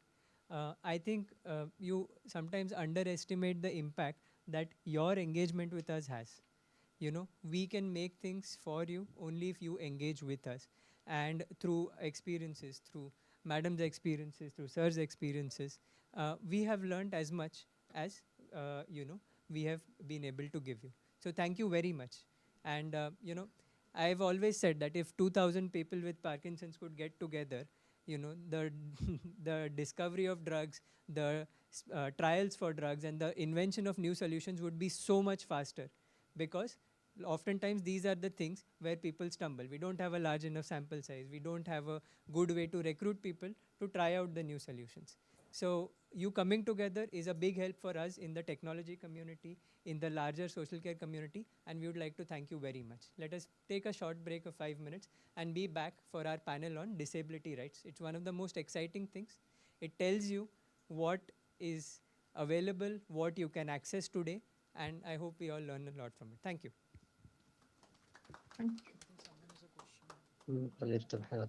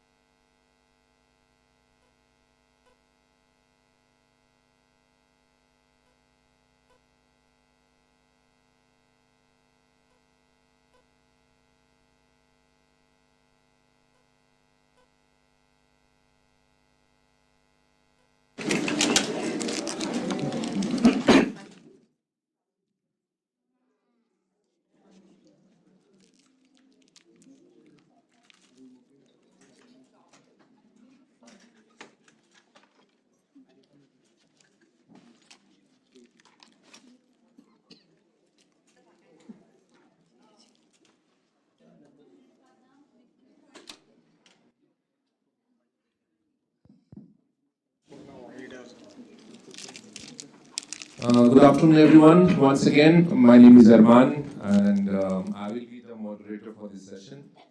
I have my esteemed panelists. I would first request the panelists to kindly introduce themselves so that the audience understand where all of us come from and the kind of discussion that we will have and the perspective they bring you to the room and so on. So I would request first Vijay Kanikar ji to introduce himself, give a little bit of background, आपका जो काम है, and myself विजय कान्हेकर, मैं basically special educator हूँ. Last 30 years disability sector में rehabilitation में काम करता हूँ. हमारी ऑर्गेनाइजेशन से DDRCs रन किए जाते हैं, district disability rehabilitation centre. Maharashtra में 11 डिस्ट्रिक्ट्स में है और गोवा स्टेट में है. हमारा स्पेशल एक इनोवेशन है कि हमने सर्वे किया है 10 डिस्ट्रिक्ट्स में और 4 म्यूनिसिपल कॉरपोरेशन में होम टू होम सर्वे, जहां पार्किंसंस के भी हमने आइडेंटिफिकेशंस किए हैं.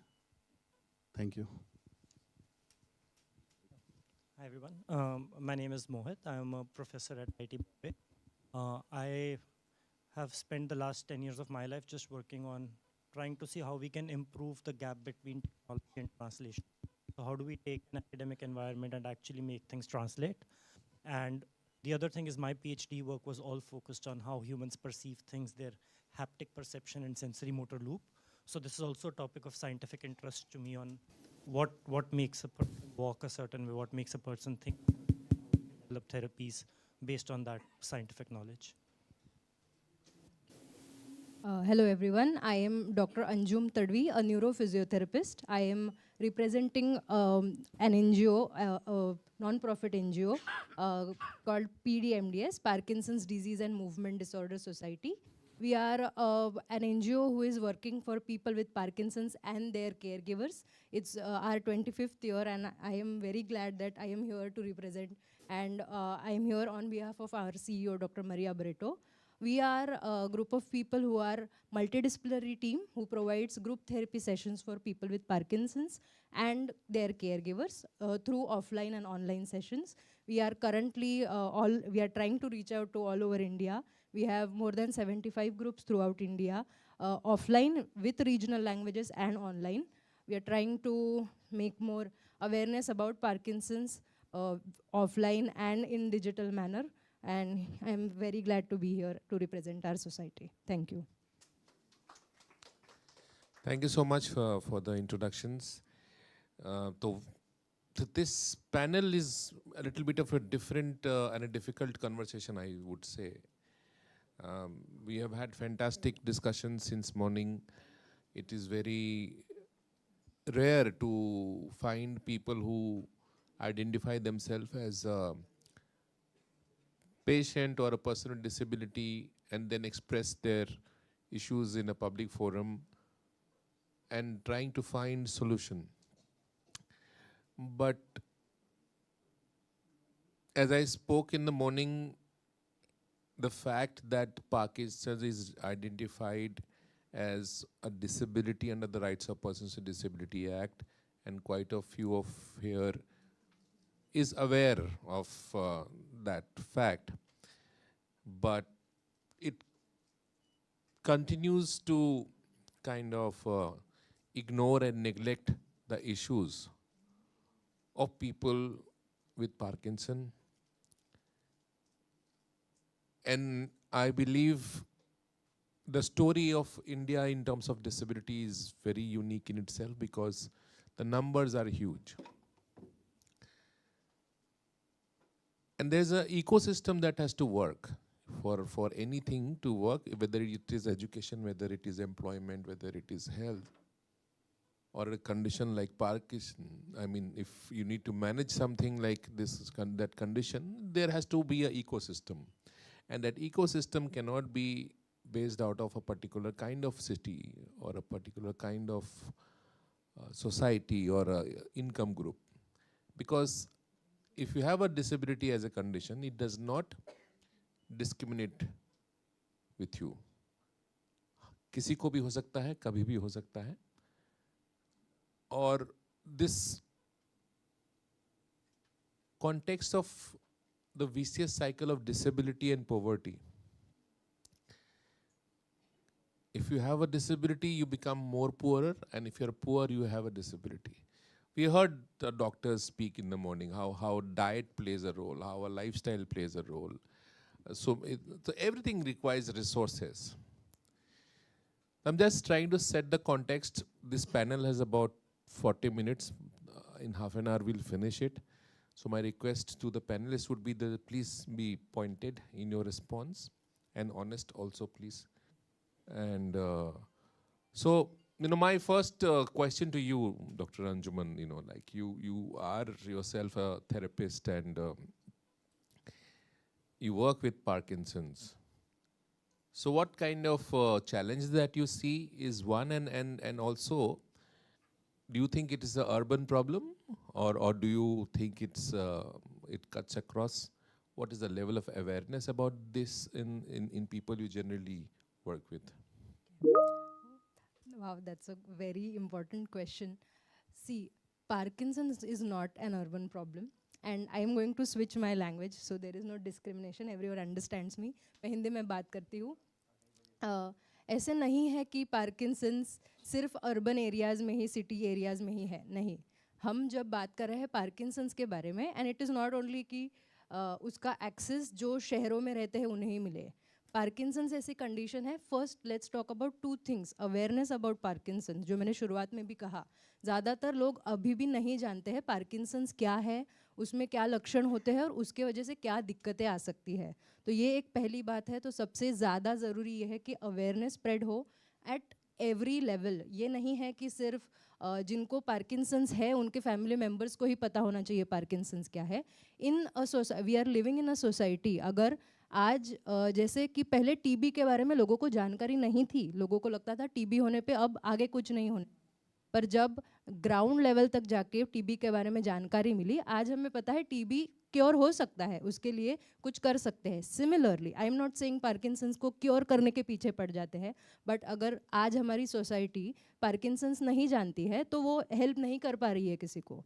पर कल अगर हम ये सोचते हैं कि ज़्यादातर लोगों को पार्किंसंस की जानकारी है, तो उन्हें अगर बस रास्ता क्रॉस करते वक्त कोई पेशेंट दिखता है, जिन्हें कोई पर्सन दिखता है जिन्हें फ्रीजिंग एपिसोड हो रहा है, people should know how to help that person. There should be no confusion कि अचानक क्या हो रहा है. ये एक डिसेबिलिटी, न्यूरो डिसेबिलिटी के वजह से आने वाली दिक्कत है. पर अगर पूरी हमारी सोसाइटी के लेवल पे, हर लेवल पे, जो ग्राउंड लेवल पे काम कर रहे हैं, फ्रंट लाइन पे काम कर रहे हैं, उन्हें अगर पार्किंसंस की जानकारी है तो हम ज़्यादा लोगों को मदद कर पाएंगे. दूसरी बात जो उन्होंने कहा कि एक्सेस, जहाँ क्या हर जगह तक हम पहुँच रहे हैं, क्या सबको पार्किंसंस के लिए कुछ ट्रीटमेंट प्लान्स मिल रहे हैं. तो ये भी एक काफ़ी चुभने वाला सवाल है, क्योंकि जैसे अवेयरनेस ही नहीं है. और इनिशियल टॉक्स में भी हमने देखा कि काफ़ी कम न्यूरोलॉजिस्ट है, स्पेशलिस्ट तक पहुंचना भी बहुत मुश्किल है. तो हम ये कोशिश कर रहे हैं एज एन ऑर्गेनाइजेशन. मैं ये जानबूझ के बताना चाहूँगी कि हम अलग अलग तरीके से ग्राउंड लेवल तक पहुंचने की कोशिश कर रहे हैं. हम मल्टीपल गवर्नमेंट ऑर्गेनाइजेशंस के साथ काम कर रहे हैं, जहाँ पे हम टॉप डाउन अप्रोच यूज़ कर रहे हैं. अगर हमारे सीनियर ऑफिशियल्स को ही पहले अवेयर किया जाए व्हाट इज़ पार्किंसंस, एंड उनके साथ हम जब ये प्रोग्राम कर रहे हैं, ट्रेनिंग प्रोग्राम कर रहे हैं, और जब हम आशा वर्कर्स तक पहुँचे हैं अभी, उनको हम ट्रेन कर रहे हैं, क्योंकि आशा वर्कर्स आर द वंस जो ग्राउंड लेवल पे काम कर रहे हैं. उन्हें अब जानकारी है उनके कम्युनिटी लेवल की. उन्हें जब हमने बताया what is Parkinson's, and we were able to reach out to people with Parkinson's, identify करना. अब जहाँ पे मुझे एक स्पेशलिस्ट नहीं मिल रहा है, पर मुझे लोकल लेवल पे जो हेल्थ केयर वर्कर्स मिल रहे हैं, उनको अगर मैं पार्किंसन स्पॉट करने में हेल्प सिखा रही हूँ, उनको जानकारी दे रही हूँ, तो पार्किंसंस पेशेंट का डायग्नोसिस जल्दी होने में मदद हो रही है और उन्हें आगे ट्रीटमेंट मिलने में मदद हो रही है. ये एक ऑनगोइंग हमारा प्रोग्राम चल रहा है. अवेयरनेस डेफिनेटली हेल्प कर रही है, और इस तरह जब हम पेशेंट्स तक पहुंच पा रहे हैं जहां और कोई नहीं पहुंच रहा है, हम लोकल लेवल पे हमारे कम्युनिटी वर्कर्स को ट्रेन कर रहे हैं, जो उन तक मे बी स्पेशलिस्ट नहीं पहुंच पा रहे हैं, बट थेरेपी एटलीस्ट उन तक पहुंचे. हम यहाँ पे टेली रिहाब का भी उपयोग बहुत बड़े तौर पर कर रहे हैं. तो I think this is one way to go ahead. And caregiver led programs भी हेल्पफुल है। जैसे हमने अभी देखा मिस दिडवानी, जो उन्होंने देखा कितना प्रोएक्टिवली उन्होंने कितना पढ़ाई किया है पार्किंसंस को व्यक्ति के साथ कैसे और उनको क्या मदद कर सकते हैं। तो इसी तरह उनको अगर हम ट्रेन कर रहे हैं, उनको हम बेसिक चीज़ें बता रहे हैं, तो डेफिनेटली क्वालिटी ऑफ लाइफ जो गुणवत्ता होती है पीपल विद पार्किंसंस की, वो बहुत हेल्पफुल होती है। तो I think using digital platforms, अब हमें पता है सबके पास कोई ना कोई घर में एक स्मार्टफोन है, उसका उपयोग करते हुए अगर हम पहुंच पाते हैं डिजिटली, तो भी हम रूरल लेवल में, ट्राइबल लेवल में पहुंचने की कोशिश कर रहे हैं और करना चाहते हैं। और यस, चलिए, थैंक यू।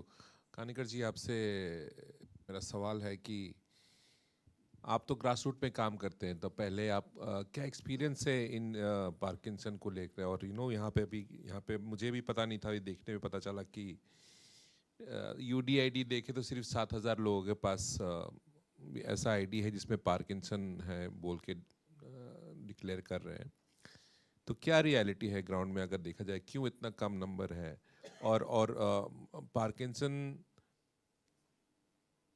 का एक और भी कैरेक्टरिस्टिक लोग सोचते हैं, सही है या गलत पता नहीं, कि जब एक एज होगा तब होता है पार्किंसन, तो अगर एज होने पर इसको एक्सेप्ट कर लेते हैं लोग, क्या मतलब इसका आपका ओपिनियन है इसके बारे में? सही बोले तो ये बहुत बेसिक सवाल है कि अभी हमारे बहन ने बताया कि जागरूकता, सबसे तो अवेयरनेस का बहुत बड़ा लैक है। ये जहां हमने अभी 10 डिस्ट्रिक्ट का सर्वे किया है, और मुझे कहते हुए खुशी है कि हमने सारी जगह आशा वर्कर को ही सर्वेयर्स रखा था। मेरी अकोला के आशा वर्कर अभी पार्किंसंस क्या है उसको मुझे बताना नहीं पड़ता, ऑटिज्म क्या है बताना नहीं पड़ता, तो वो पार्किंसंस पहचान जाती है। उसके जो टूल है हमने जो यूज़ किए थे, पार्किंसंस कैसे पहचाने। सो सबसे बड़ा अगर इसमें अवेयरनेस की ज़रूरत है तो गवर्नमेंट लेवल पे ये इसमें जो लैक है सर, वो कंसर्न पेरेंट डिपार्टमेंट, जिसको हम हेल्थ डिपार्टमेंट कहते हैं, हमने है पेरेंट डिपार्टमेंट बना दिया है एक्ट इम्प्लीमेंटेशन वाले डिपार्टमेंट को। पार्किंसंस के बारे में हेल्थ एंड मेडिकल एजुकेशन ये पेरेंट डिपार्टमेंट के पास उनकी हायरार्की है, लेकिन उनका रूट पे किसी से भी कोई कंसर्न नहीं है। 2016 में जब पार्किंसंस का डेफिनेशन किया गया, तब कहीं हम NGO वाले अवेयर हो गए कि ये पार्किंसंस क्या होता है। आज परिस्थिति ऐसी है कि जैसे उन्होंने कहा कि जिनको पार्किंसंस आइडेंटिफाई हुआ है वही कुछ सीमित लेवल पे अवेयर है, और मेडिसिन थेरेपी वो भी मेट्रो सिटी और यहाँ के लेवल पे वो उनके प्रयास कर रहे हैं। क्यों? तो इट्स अ मोर एक्सपेंसिव, बहुत ज़्यादा एक्सपेंसिव है ये। तो इसके लिए आपने कहा कि इतने कम UDID क्यों हैं? जब आप देखते हैं कि हॉस्पिटल में जाने के बाद आँख के चश्मे की मतलब ये की जाती है, स्क्रीनिंग की जाती है, लेकिन कान से सुनाई देता है कि नहीं देता है वो नहीं देखा जाता। आफ्टर 60 हम ज़्यादा से ज़्यादा चश्मा यूज़ करते हैं, लेकिन हियरिंग एड आज भी 70+ बहुत सारे हियरिंग लॉस वाले हो गए यहाँ पे भी, लेकिन वो यूज़ करते हैं कि नहीं, मुझे थोड़ी शंका है। यही परिस्थिति पार्किंसंस की है। सो UDID के लिए अगर इसको हमें, आपने जैसे क्वेश्चन में पूछा है कि हमें क्या करना चाहिए, एट अ टाइम 3 लेवल पे, health department, medical education, rural health department, urban health department, then दिव्यांग कल्याण विभाग, इन सब का समन्वय करके ड्राइव मोड पे हमें आइडेंटिफिकेशन का प्रक्रिया करना चाहिए। ये मेरा पहला वो जो आपने सवाल पूछा था उसका जवाब है।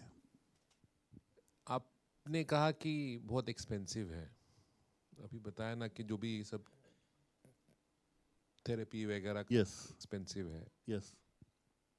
तो महाराष्ट्र में ऐसा कोई स्कीम है जिससे ये सब कवर होता है, इंश्योरेंस है या थेरेपी के लिए है? आप तो DDRC के साथ भी जुड़े हुए हैं। बिल्कुल। तो कोई ऐसा स्कीम महाराष्ट्र में या गवर्नमेंट ऑफ इंडिया का या कोई इंश्योरेंस कंपनी है जो आपका ये जो OPD वाला सर्विस हेल्थ इंश्योरेंस कवर करेगा, ऐसा आपके जानने में कुछ है क्या? नहीं, देखिए इंश्योरेंस के बारे में आप जानते हैं कि निरामया नाम का जो इंश्योरेंस स्कीम है जो डिज़ाइन किया गया है 4 डिसेबिलिटी के लिए, जहां सेरेब्रल पाल्सी है, इंटेलेक्चुअल डिसेबिलिटी है, ऑटिज़म एंड मल्टीपल डिसेबिलिटीज़, उसके लिए तो निरामया है। लेकिन एक इसमें ऐसा तो नहीं डेफिनेशन, क्योंकि हमने MJPJY का जब रिव्यू लिया, जब महात्मा फुले जन आरोग्य योजना जो स्टेट की स्कीम है जिसमें पहले 1.5 लाख रुपए का कवरेज था, अभी 5 लाख का कवरेज है, उसमें कुछ मेडिसिन्स मिलने का प्रयास हो सकता है, लेकिन यूनिवर्सल अबाउट पार्किंसंस कुछ अलग से पैकेज कहीं डिज़ाइन नहीं किया गया है। ज़रूर हमें सोचना चाहिए कि उसका अभी रिव्यू लास्ट 2 ईयर। मुझे आपको ये सवाल पूछा, मुझे पता है नहीं। बिल्कुल बिल्कुल है, क्योंकि आप हेल्थ इंश्योरेंस में OPD कवरेज तो होता ही नहीं है, बराबर, but this is a need. Today senior citizen above the age of 70 they are covered by Ayushman Bharat. Ayushman Bharat insurance is a good thing up to 10 lakh rupees in some states. लेकिन the needs of elderly जो है, मान लो एक if you look it from a age point of view, young age अभी आपको Parkinson's हो सकता है, but these are the gaps and मेरा ये कहने का आपकी बात सुन के मुझे जो लगा कि जो ये एब्सेंट है in numbers, पार्किंसन जितने लोग हैं, तो they are deprived from certain protection with RPWD act से मिल सकता है या जिसके लिए एडवोकेसी कर सकते हैं। सो आई कम टू यू मोहित, तो you are more of an academician, more innovation and so on, and I really think this is a beginning, you know, how innovation and academia moving away from just paper to solution. You know, people like Amay and many like him are trying to bring solution and innovations to disability sector. What do you think is needed, you know, so that this does not only remain kind of a initiative at IIT Bombay only, and then it is going to smaller cities, town, and affordability and the ability to choose what kind of assistive technology do you want to take for your activities of daily living and so on? So थोड़ा philosophical answer लगेगा, but वही एक philosophy ही scale होती है। तो मेरा मानना है हमें फर्स्ट एक लेवल पे भी हमें चेंज करना पड़ेगा कि हम रोल क्या है इंजीनियर का सोसाइटी में। अभी आप IIT बॉम्बे में आप 19 इयर्स के स्टूडेंट को भेज सकते हैं, 4 साल तक अगर वो कैंपस की वॉल्स बाहर ही ना जाए, उसका खाना पीना अंदर है, क्लासेस अंदर है, वो ग्रेजुएट कर सकते हैं with the best engineering degree in the country without ever talking to a person about their problems.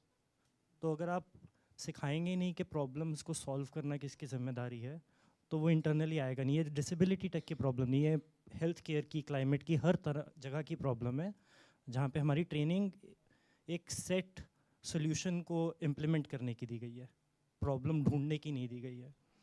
दूसरी बात है, हम एक जैसे हमें आई थिंक टेक्नोलॉजी सॉल्व नहीं करती है प्रॉब्लम्स, हमें जैसे लोग प्रॉब्लम सॉल्व करेंगे, राइट। उन्होंने एक कोटेशन बोली थी कि you can't improve what you can't measure. उसके साथ एक और चीज़ आती है कि once the measure becomes the target, it stops being a good measure. और हम अपनी एक्सपर्टीज़ में एक बार अगर हम एक कन्फाइंड बॉक्स में जब चले जाएं, टेक्नोलॉजी को सिर्फ टेक्नोलॉजी की तरफ से देखें, तो हम उसकी इम्प्लीमेंटेशन करना भूल जाते हैं। सरस्वती मैम ने एक छोटा सा पॉइंट बहुत इंटरेस्टिंग बोला था कि फ्रीजिंग ऑफ गेट बंद हो गई है बट फॉल का रिस्क बढ़ गया है। तो अब अगर एज एन इंजीनियर अगर मैं गेट फ्रीजिंग पे मैं पिच कर रहा हूँ, मैं गेट फ्रीजिंग पे मैन्यूस्क्रिप्ट लिख रहा हूँ एज एन एकेडमिक, तो 3-4 साल बाद मेरा धीरे धीरे वो ऐसे पिवट हो गया direction away from the patient. So I can do good work, good scientific work, good technological work, but slowly without knowing the ship has steered in the wrong direction. दूसरा, and I don't want it to be not in a combative sense, सिर्फ एक discussion के लिए मैं example देता हूँ कि expertise कैसे इसको kill कर देती है process को implementation के। अभी हमने सुना आशा वर्कर्स का काम, राइट? मैं इनोवेशन में यूपी में 2 साल लगा के आया था इससे पहले। आप कानपुर में जाओगे तो वहाँ पे एक ट्रायल चल रहा है कि ASHA worker RHD rheumatic heart disease की स्क्रीनिंग कैसे करती है। आप किसी और शहर में जाओगे तो वहाँ पे बच्चों के माल न्यूट्रिशन की स्क्रीनिंग हो रही है। धीरे धीरे हम 4 साल में आशा को डॉक्टर बनाने लग गए हैं। ये पायलट तक चल जाता है, ये सब पायलट प्रोग्राम में आप दिखा सकते हैं कि आशा इज़ केपेबल, बट स्केल का हम बाद में सोचते हैं। तो हम अच्छा काम पहले कर लेते हैं, फिर हम ढूंढते हैं कि इसकी प्राइस कैसे कम होगी, ये स्केल कैसे होगा। स्केल और प्राइस का हमें पहले सोचना होगा, क्योंकि जब आप सोल्यूशन बनाने चलते हैं आपके पास 1000 दिशाएँ हैं जहाँ आप जा सकते हैं। तब अगर आप सोचेंगे कि मेरा स्केल का टारगेट क्या है, मैं किसकी हेल्प करना चाहता हूँ, उनके पास क्या रिसोर्सेज हैं, फिर आप अपने टेक्निकल सोल्यूशन में से बेल्स एंड विसल्स हटा देंगे। तो स्केल, अफोर्डेबिलिटी ये बाद में नहीं आता है, पहले पेशेंट की नीड आती है, फिर आपके स्केल, आपका एम्बिशन आता है, फिर टेक्नोलॉजी ईजिएस्ट पार्ट है उसका। वो लास्ट में जब तक हम टेक्नोलॉजी को एंड में बनाएंगे to serve a real need, I think translation होगा, and that philosophy can scale. Individual trainers, individual efforts won't scale across the country, in my opinion. Right, very well said, and I agree. You want to add to that your experience on ASHA workers, what Mohit is saying? आप क्या कहते हैं उसके बारे में? So what is an impact like through ASHA workers? मतलब कितने लोग आपसे जुड़ रहे हैं? Yes. And I also think कि ASHA workers थोड़ा overworked भी है। Yes. है ना? वो तो अभी सेंसस भी आने वाला है, पता नहीं उसमें क्या करेंगे लोग। तो उन्होंने बहुत परफेक्ट पॉइंट निकाला, and we know that ASHA workers are overburdened, उन पर काफ़ी रिस्पॉन्सिबिलिटीज़ हैं। तो हमने जो उनके साथ ट्रेनिंग्स किए हैं, हम उन पे भी, हम नहीं बना रहे हैं उनको डॉक्टर, हम एक टूल बना रहे हैं। नहीं, I am just this is ऐसे तो हम हर कोई डॉक्टर है इंडिया में, एवरीबॉडी इज अ डॉक्टर। कुछ ना कुछ सॉल्यूशन देते रहते हैं, आप ये खा लीजिए ऐसा होगा, पूरा पिछले जन्म का पाप है तब ऐसा हो गया ना, तो है ही है। But on a practical note this is a serious problem, because आप देखिए ना, मैं बार बार यही सोचता हूँ कि पार्किंसन सिर्फ बॉम्बे में होगा ऐसा तो है नहीं। तो वो तो हिंगोली में भी हो सकता है, कहीं और भी हो सकता है। हाँ, तो क्या करेंगे लोग? मतलब how what will they do? इसको एक्सेप्ट कर लेते हैं, मतलब दैट्स अ फेट कि हो गया अब ऐसे ही। सो व्हाट यू मतलब you meet so many people who you call them as patient. Yes. So what do they do? I want you to, if there was a solution, अगर एक solution होना चाहिए, कहीं भी हो आदमी, तो क्या ecosystem चाहिए हमको ताकि people can get a bare minimum therapy relief? Yes. It's a human right. अगर आपको right to health, right to life, yes, it is driven from our constitution. तभी हमारे पास कम्युनिटी लेवल पे हॉस्पिटल होते हैं, सिविल हॉस्पिटल होते हैं। आपके पास यहाँ पे क्या तो बड़ा बड़ा हॉस्पिटल भी है, ब्रिज कैंडी और क्या है Lilavati, and then there is Kokilaben. वहाँ आपके पास है तो आप जाइए, बट जिसके पास नहीं है तो पीएचसी में, सीएचसी में या सिविल हॉस्पिटल में ही आके, तो what ecosystem is required and how much of this is also, Mohit, after Anjum will come to you and want to think about what ecosystem in terms of technology of, whether it is assistive technology or whether it is information, how do you destigmatize all this, between the both of you, and then I'll come to Kanikar Saab. Please. Yes. So about, just to complete that ASHA worker statement, हम उनको कोशिश कर रहे हैं overburden ना करें, पर हम क्या कर रहे हैं, हम उनको एक टूल दे रहे हैं, सिंपल चेकलिस्ट दे रहे हैं कि ये पार्किंसंस के लक्षण हो सकते हैं। आप जब आपके रेगुलर स्क्रीनिंग कैंप्स ले रहे हैं, उस दरमियान अगर आपको कोई पेशेंट्स मिलते हैं तो तब आप हमसे मिलिए, हमसे जुड़िए और उनको हम तक पहुंचाइए। PHC लेवल पे जब आशा वर्कर्स काम कर रहे हैं, वो आगे उनके मेडिकल ऑफिसर्स तक जानकारी पहुंचा रहे हैं अपने PD चेकलिस्ट के द्वारा, और वो फिर डॉक्टर से डायग्नोसिस मिलने के बाद हमारे NGO तक उन्हें पहुंचाते हैं, जहाँ पे हम थेरेपी प्रोवाइड करने की कोशिश कर रहे हैं।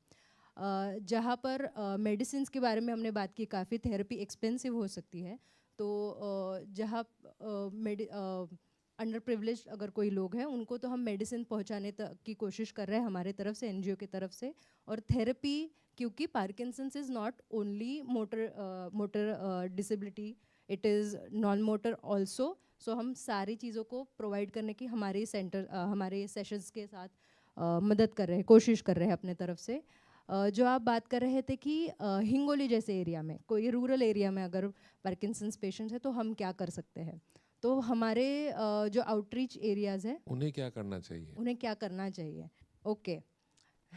तो हम हमारे तरफ से जो कर रहे हैं, और मे बी और हमारे साथ एसोसिएशन आए और भी दूसरे लोगों के साथ, तो इनके साथ तो हम आगे और बढ़ा सकते हैं कि यह हम कम्युनिटी लेवल पे, हमारे भी कम्युनिटी वर्कर्स है, जैसे हमारी आशा वर्कर्स है, हम वहाँ पर कम्युनिटी वर्कर्स को ट्रेन कर रहे हैं डिजिटली। यहाँ से मैं बैठ के जो डॉक्टर जैसे हमारे क्लिनिकल डायग्नोसिस कर पा रहे हैं, तो मैं यहाँ से उनको थेरेपी प्रोवाइड करने की कोशिश कर रही हूँ। यहाँ पे मैं स्पेशलाइज्ड ट्रीटमेंट की कोशिश नहीं कर रही हूँ, पर यहाँ पे मैं सिम्टम बेस्ड ट्रीटमेंट देने की कोशिश कर रही हूँ via the community worker who is there present at that point.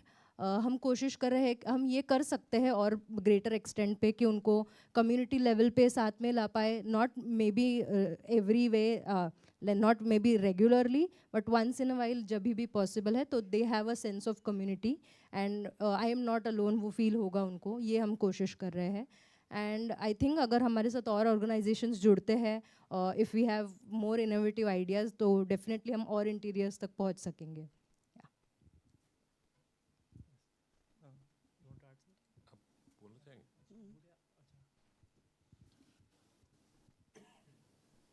नहीं, सर का जो कहना था कि आशा वर्कर हम फेस कर रहे हैं अभी, कि आशा वर्कर, अभी हमारा PCMC में सर्वे चल रहा है, आशा वर्कर बहुत बिजी है और हायर लेवल के ऑफिसर्स सिर्फ मीटिंग करते हैं।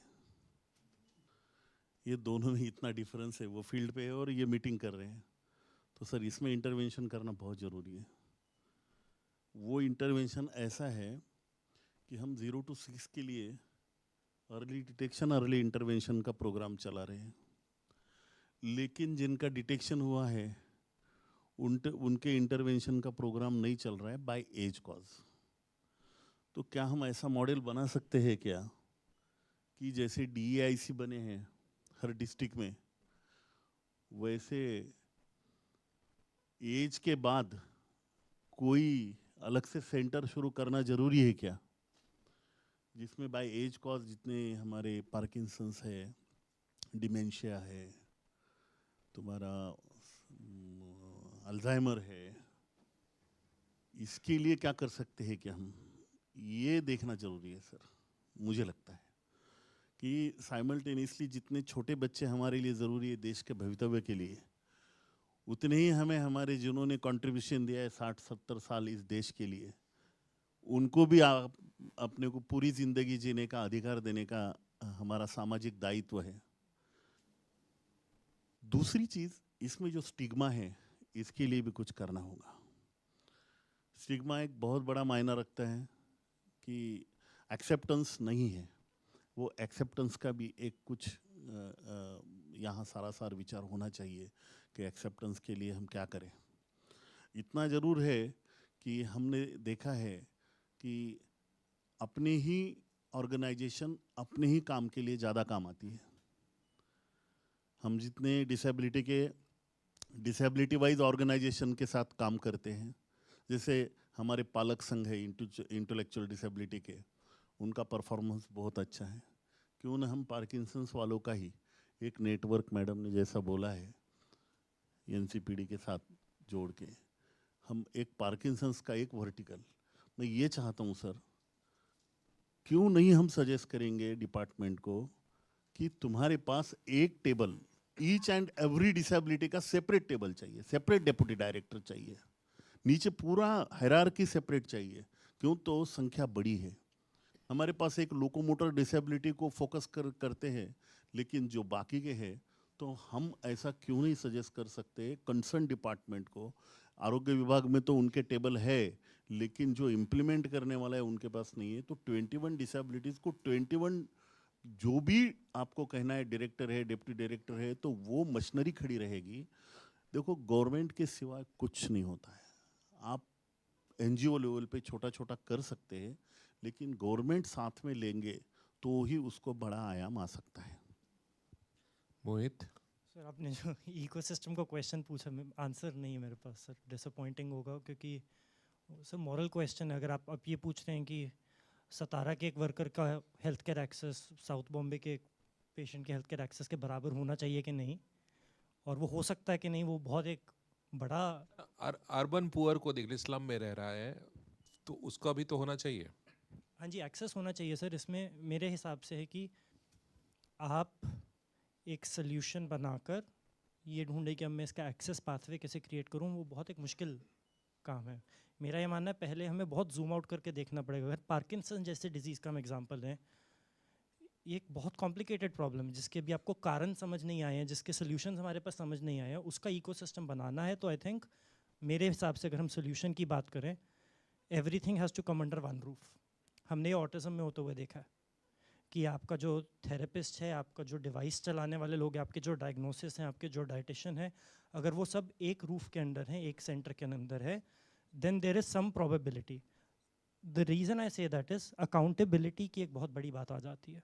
जब एक प्रॉब्लम मल्टीफैक्टोरियल है, जिसकी साइंस प्रूवन नहीं है और जिसके सोल्यूशंस बहुत सारे हैं, मेरा सोल्यूशन अगर एज अ टेक्निकल सोल्यूशन काम नहीं करेगा, सिर्फ 30% लोगों की हेल्प करेगा, मैं फिर भी कंपनी चला सकता हूँ, क्योंकि मुझे वो 30% लोग मिल जाएंगे मेरे सोल्यूशन का वर्ड ऑफ माउथ करने के लिए, क्योंकि मेरी अकाउंटेबिलिटी ख़त्म हो गई है कि सर मैं ये डिवाइस बनाता हूँ, इसकी 30% एफिकेसी आप ट्राई कर लो, आपके लिए चलेगा तो ठीक है। वैसे कोई और डाइटिशियन अपना क्लिनिक वैसे चला रहे हैं। आई थिंक अगर हम एक वर्क फ्लो बनाए जिसमें हम Parkinson's patient is important, my solution is not important, my program in the PHC CHC is not important. वो मेंटालिटी करनी है और फिर then government follows. It's very difficult to do advocacy without having proof. Why would I advocate for a 30% proof to work in all of my centers?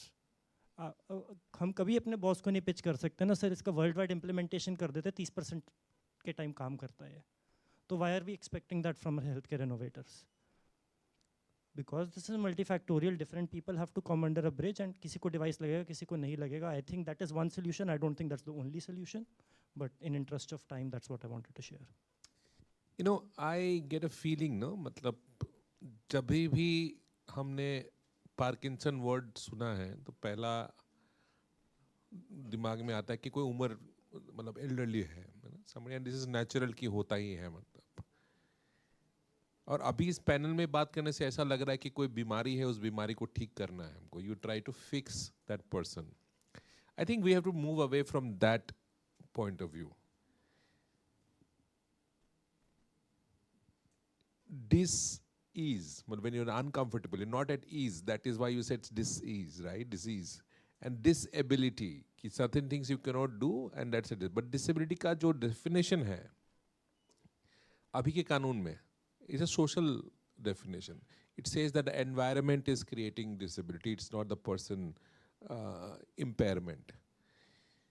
And in that, I think मुझे लगता है कि सिर्फ इलाज नहीं, सिर्फ therapy नहीं, I think when you don't come under the RPWD Act protection or the protection of the Constitution, you miss out on education, you miss out on employment, you miss out on accessibility and many other rights which you have. क्योंकि आप सिर्फ आपकी focus आ जाती है कि मुझे Parkinson है या मेरे फैमिली में किसी को पार्किंसन है, इसका ट्रीटमेंट, इसका थेरेपी, इसका gait training and so on.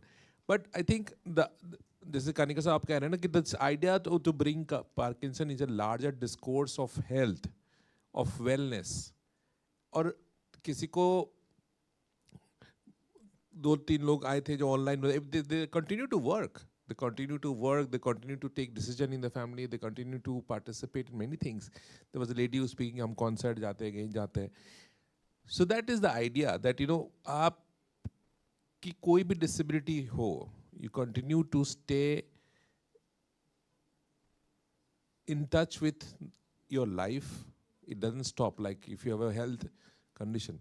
So ऐसा करने के लिए I think one of the biggest thing which is picking up in India from last 5-6 years is about assistive technology, and that's what Amay has been doing, and many of such assistive technology is being promoted by NCPEDP. And the ecosystem बन रहा है धीरे धीरे कि क्या technology या device use करके that you are able to overcome the barrier so that you are able to have a quality of life, participate in employment, job market, education, family life and so on. तो ऐसा तो आपका तो एडिप के साथ बहुत काम रहा है. And so do you क्या एक्सपीरियंस है मतलब इन लार्जली इन महाराष्ट्र, और जैसे भी एक्सपीरियंस क्या है इसका? डू यू थिंक ऐसा सॉल्यूशन हो सकता है जो जिस स्टेट पे अभी एडिप है, या can it scale to a level? और ऑल्सो आप थेरेपी पार्ट भी देखिए, DDRC का आपका काम है, उसमें क्या पॉसिबिलिटीज हो सकती है? और also if I don't know who can answer this, do you think that people with Parkinson are not looking at themselves as a person with disability? Why that? This is an open question for everybody. But आप पहले sir ADIP और assistive. बहुत अच्छा question आपने पूछा है कि एडिप में क्या है. एडिप स्कीम जो है एक्चुअली जो दिव्यांगजन है उनके लिए बनाई गई है. पार्किंसंस का अगर दिव्यांगजन में रजिस्ट्रेशन हो गया तो आप एडिप के लिए पात्र है. अगर आपके पास UDID नहीं है फिर भी आपको असिस्टिव डिवाइसेस की ज़रूरत है. आपको असिस्टिव डिवाइसेस की ज़रूरत है फिर भी आप पात्र नहीं है. लेकिन एक ऑप्शन ज़रूर है कि उन्होंने वयोश्री नाम की स्कीम निकाली है. वयोश्री में हम बैठते हैं तो हमें 2 स्कोप है उसमें कि एडिप में हम सपोर्ट के लिए, मुझे नहीं, अभी मैंने कम से कम 1.5 से 2 लाख लोगों को एडिप का बेनिफिट दिया है और 1-to-1 स्क्रीनिंग भी किए हैं, जिसमें पार्किंसंस बोल के किसका रजिस्ट्रेशन नहीं आया है एज पर माई नॉलेज. अभी तो अर्जुन नाम का एक पोर्टल है, उसके ऊपर आपको अगर आपके पास UDID है तो आप डाल सकते हैं, या फिर आप सीनियर सिटीजन बोल के वयोश्री नाम का जो स्कीम है उसमें ऐड कर सकते हैं जो असिस्टिव डिवाइसेस. लेकिन एलिमको जैसी जो गवर्नमेंट की कंपनी है, नए नए इनोवेशंस आए हैं, लेकिन पार्किंसंस के लिए जैसे अभी किसी ने कह रहे थे कि हमें पैर के लिए तो बनाया है, लेकिन हाथ के लिए या फिर यहाँ के मान जिसको बोलते हैं हम गर्दन के लिए कुछ बनाया है या नहीं बनाया है. कुछ सर्जिकल बेल्ट है जो वयोश्री में है, सर्जिकल बेल्ट. लेकिन सर इसके ऊपर हमें थोड़ा सा स्टडी करना चाहिए. क्यों? तो अगर नहीं है तो मुझे लगता है आप दिल्ली में ही हैं, आप अगर एलिमको को एक लेटर लिखते हैं तो कुछ न कुछ ज़रूर हो जाएगा. क्यों? तो पहले सर्जिकल आइटम नहीं थे, हमने उनको रेज किया था कि आप सर्जिकल आइटम वयोश्री में ऐड करें. एक ये चीज़ ज़रूरी है. दूसरी थेरेपी वाली जो बात आपने कही थी, हमें 2 चीज़ें करनी होगी कि ज़्यादातर 0 to 6 के लिए ऑक्यूपेशनल थेरेपी का ज़्यादा मायने रखता है. बराबर है ना मैडम? और सीनियर सिटीजन्स को पार्किंसंस हो या फिर स्ट्रोक हो या फिर बाकी सब हो, हमें फिजियोथेरेपी की ज़रूरत पड़ती है.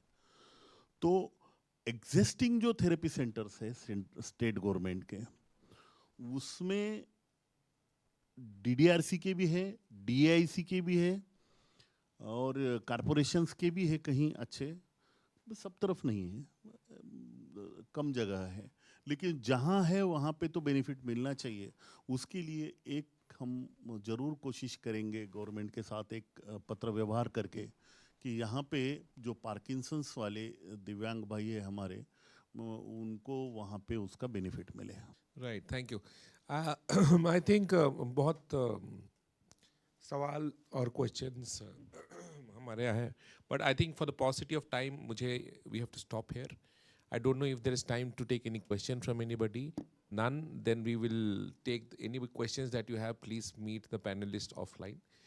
मेरा तो यही कहना है कि people with Parkinson's, if you identify themselves, you must come under the disability groups and demand for the rights that you have. Right. Thank you so much, everyone, for your time, and the panelists. Thank you.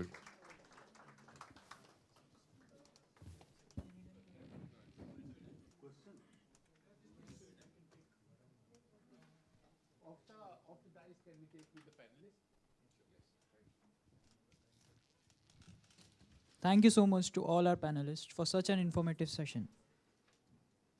Now, as part of NCPEDP's Assistive Technology Hub, we have a few innovative startups that will. You, our lovely audience, today are the reason we all build such technology. We hope you will join our effort, participate, and guide us in making better solutions for Parkinson's disease and elderly communities. Sometimes small changes can make a huge difference in independence. As you listen, think, what is the one thing that I can change at home starting tomorrow? For this, we warmly welcome our expert panelists, Dr. Sachin Adukia sir and Dr. Vibhor Pardashani, experienced neurologists known for their patient-centric approach and their expertise in delivering personalized evidence-based neurological care. Also joining us online, Ms. Meenakshi Venkataraman, an ecologist and sustainability expert who is actively advocacy, bringing a unique intersection of environmental and health perspective. And also joining us is Dr. Anuba Mahajan, founder of Chronic Pain India, who has been at the forefront of advocacy, awareness and support for people living with chronic and invisible conditions. We are truly honored to have you all with us today. I'll request Vibhor sir to please take a seat. Good afternoon all, I'm Dr. Sachin Adukia. I'm a neurologist with special interest in Parkinson's disease. At the outset, I congratulate Amay Desai and the entire team at Lifespark Technologies for putting together such a wonderful session with such a myriad of topics of social interest, scientific heft, and overall social enterprise, as Professor Contractor had set out at the, rather I had mentioned at the outset. Now, do we have my presentation ready? So Amay has given me a very, very easy task. He said that just leave a visual impact on what is the way forward.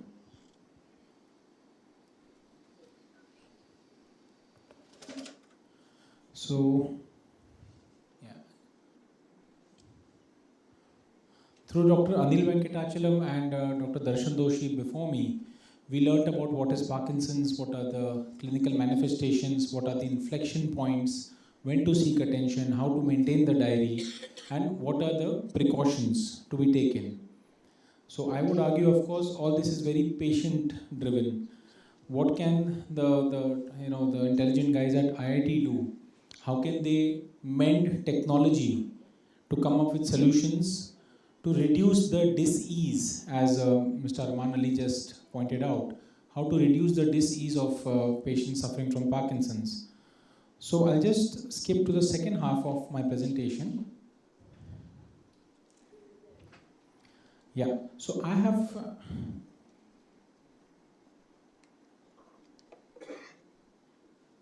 just next. Slide number 11, I think. Yeah. So again, when Amay was giving me the brief of what is expected of me, he said, can we have some hacks? Hindi mein hacks ko jugaad bolte hain. That's the favorite word of Indians, of course. So I added hopes, because people much like Amay and his team, they are offering hope to people who have freezing of gait, for example. So the walk device has proven through studies at Mphasis Foundation that the advantage can be as high as 90%, the benefit in walking and reduction of freezing of gait. So I have put together hacks and hopes, which is nothing but a media library of technology in Parkinson's. We will start from the mundane and we will go to the really impressive. All of this will be covered in 5 minutes. It's a very, very visually... Somebody doesn't understand. Okay. So this is where Lifespark comes into play, where technology meets the human. Right. So there are certain digital biomarkers. I won't be dwelling too much into this because Dr. Vibhor after me will be talking about a few aspects of these. But technology has very much entered the diagnostic sphere in real time. Gone are the days of only MRI and Trodat scan and F-DOPA scan. All of these are familiar terminologies to you. But what about the person's symptoms in real time? Do we have a mapping? Do we have a trend which the clinician can then study and modify your treatment suitably? So there are, for those of you who had attended my talk last year, this is kind of a revision for you guys. For better or for worse, there has not been much release in the market in the last 1 year in these technological aspects. So you might find it, some of the components to be a repeat of last year. For those who are seeing it for the first time, these are the hacks and hopes. So starting with the left of your screen, there are Opal sensors and the smartwatch. So you tie this on your hand, it has an inbuilt accelerometer, gyroscope. So that sort of measures your speed, your turning, stability, fascination, tendency to fall. When are you about to slow down? Your tremors, what are the motor fluctuations, off periods, on periods. And all of this is represented by graphs and heat maps. It's very easy to interpret, of course. Similarly, there are meta motions. There is a 9 degrees of freedom motion sensors, and then computer vision for Parkinson's. These are the various devices for diagnosis. Of course, we're not interested in the diagnosis. Kaam ka kuch batao, Dr. Saab. So we move on to the mobility part. You are all familiar with the time-tested rollator, adult standing rollator walker. Within the next 3 minutes, I'll be showing you what tremendous advancement is about to reach the Indian shores. As I said, I'll start from the mundane and go to the impressive. This is the laser cane. Dr. Darshan Doshi had highlighted a wearable belt which gives a laser strip of light. So that is a visual cue for the patient to pursue. Likewise, there's a laser cane. They also have footwears, shoes with integrated laser lights which guides the patient forward. Then you have the auto cane and the couch cane, which are variants of the same. About the bathroom, see, all these things are very important because all of these are actually applicable. Certain modifications which Dr. Darshan Doshi had put up in a very impressive chart. So these are an extension of those things, but these are technology driven. These are not patient driven कि आपको अपना घर साफ रखना है, आपको अपने रास्ते साफ रखने हैं, आपको लाइट चालू रखनी है. No. This is local technology adapted to your needs. So there you have a toilet seat razor with handles. All patients who face postural instability, especially reduced axial control, where the last 3-4 inches of your sitting, you just let go and you land with a thud on your buttocks. So you know how difficult it is. Similarly, getting up from that sitting position due to the rigidity, the lower the seat, more difficult it is. So there are toilet seat razors. There are sinks of a certain design which can accommodate a wheelchair. So this reduces the daily soiling of clothes and the poor hygiene. There's a universal large holder because the point is to move from a pincer grasp between the thumb and the index finger to a palmar grasp, because you get more surface area and a larger number of muscles to hang on to a particular object, hold on to a particular object. So universal large holder can be for your shaving razor, for your toothpaste and so on. There's the automated toothpaste dispenser, much like a soap dispenser. That is also self-explanatory. For dressing, again, people have rigidity which affects their paraspinal lumbar muscles. It affects the hamstrings. So patients have a difficult time in actually stooping and wearing their socks. So there are simple stick kind of extensions called sock assist. There's the long shoe horn to be able to wear your shoes. There is a large handle button holder, the zip grip. All these are adaptations to make your day-to-day life more comfortable. Many of these are also available on Amazon. Actually, I've looked them up. Not in Amazon India, but Amazon UK and Amazon USA. Most of these things are available. Coming to something very sentimental for Indians, eating. So the scoop plate, something so simple that you simply elevate the edge of the plate and eating becomes much more comfortable. Then there is the adaptive spoon and the adaptive fork. Nothing but a slight curve towards the end so that it makes that effort of directing the food in towards your mouth less and it makes it more accurate. A spring-loaded scissor anyway, this is contentious. A dual-handled coffee mug, again self-explanatory, but it has improved the stability tremendously. There are certain grip openers for caps and lids. There is an aluminium pivot where you can simply mount the jug and just pivot it to pour your coffee without spilling. Again, let me impress upon you, do not underestimate the value of these everyday products. They are meant to ease your living. This is something which Dr. Darshan had highlighted, that there are motion sensor lights which switch on and they stay on for a couple of minutes after the room is not detecting any motion. Smart homes with voice control, motion sensor cameras. Then you have the floor lift chair from moving from one part to the other. These are part of the environmental adaptation, of course. For communication, weighted gloves for tremor. One gentleman was asking, do we not have something to reduce the tremor of the hand? Of course, we do have something to reduce the tremor of the hand. Mishraji was asking, I think. Yeah. So this is something affordable. It's very Indian. It's called the weighted glove for tremor, available on Amazon. This is like 3,000 rupees or something. So it just places a mechanical weight on your hand, a certain heaviness on your hand, which stabilizes it. So your hand won't move up. If it won't move up, it doesn't need to go down. What is tremor? It is just up and down oscillation. So अगर मैं हाथ को stabilize कर सकता हूँ, if I can prevent it from going up, probably the downward excursion will also be eliminated. So this is a very archaic device, of course, but that's what you get in 3,000 bucks. I have something much more superior coming up.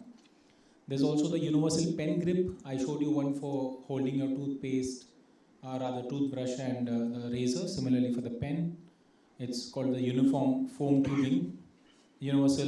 tubing. Then there's a big track 2, the ball mouse. There are specialized keyboards so that even if your accuracy is slightly off, the show still goes on.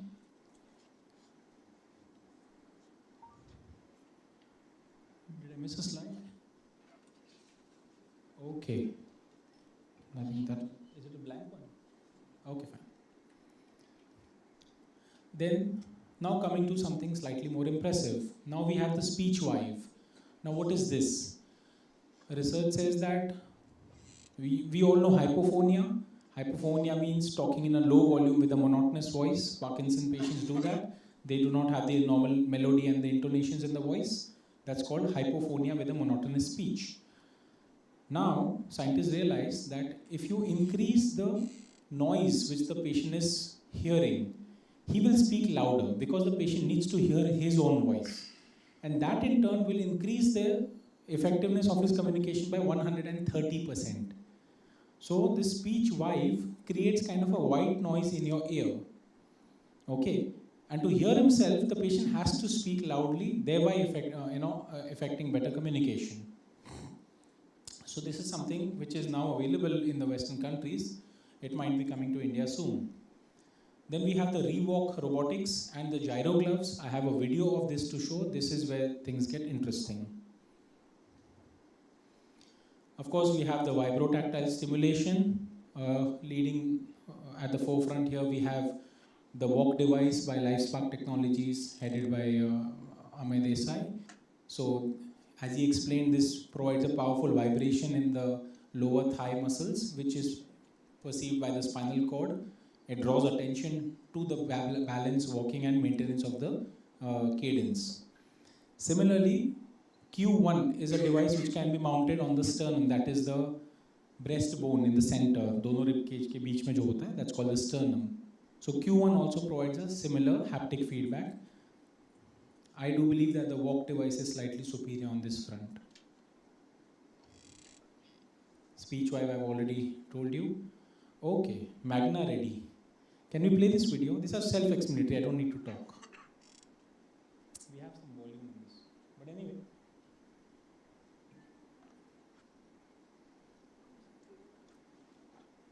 That's fine. Basically, these are magnetic button shirts. So this guy is a patient of Parkinson's, as you can see from the masking of face and the rigidity, the loss of fine dexterous movements in the fingers. So now dressing is an everyday challenge. So he just has 2 rows of magnetic buttons. He just touches them and he's good to go. Dressing and undressing has become very easy.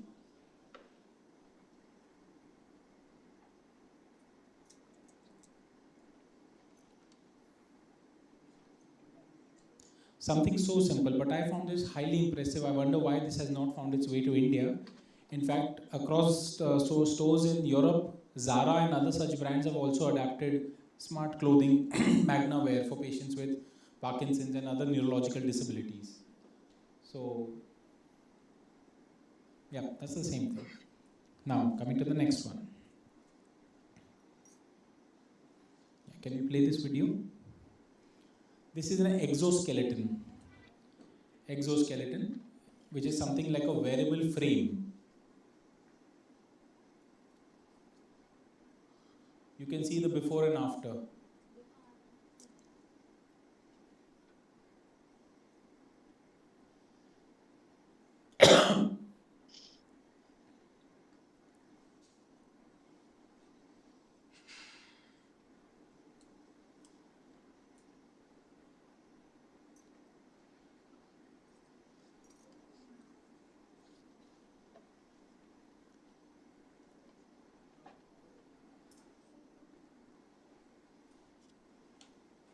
You see that is patented by MIT, I think.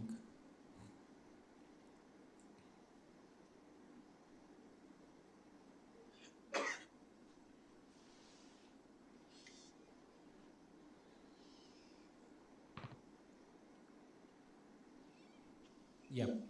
So, see, the reason for showing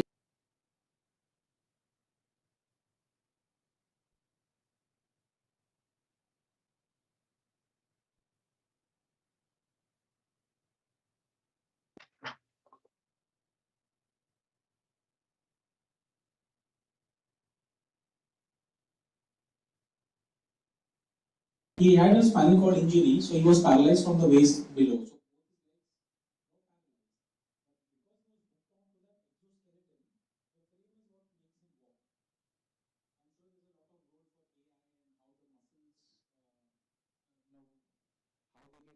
And how they get activated. I think Professor Mohit from IIT himself might have some insights on those things. Those are beyond me. But my job is to just let you know that there is reasonable hope for ambulation as well. All these things are very much, reaching our shores soon. Next video.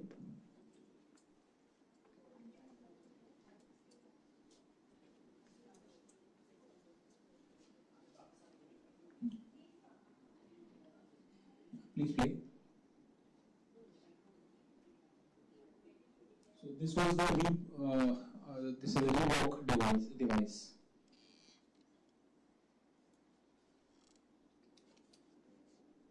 You can see the severe freezing episode the gentleman suffers.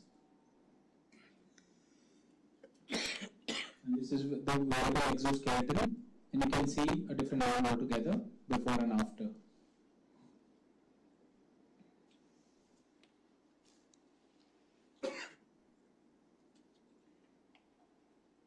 Tremor, Mishra ji, drawing your attention to this. You can see the tremor. So there you have the gyro glove. This produces a counter tremor in real time, which negates the tremor. So tremor, counter tremor gets nullified and you have a smooth motion there. कोई झटका नहीं इसमें, एक ही झटका है, 9 लाख का फटका है. It's quite expensive. ठीक है, 3000 में वो ग्लव्स मिलेगा जिससे वजन मिलता है, 9 लाख में नहीं मिलेगा. And even if you have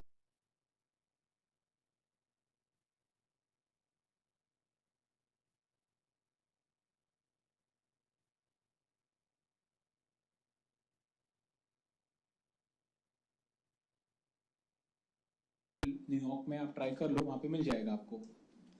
so pricing उन्होंने 4.5 लाख से 9 लाख कर भी दी थी, बिकॉज प्रोडक्ट अच्छा चल गया. कस्टमर्स पे रोक लिया उनको कि भाई क्लियरेंस नहीं है. Anyway, moving on. Play the video please.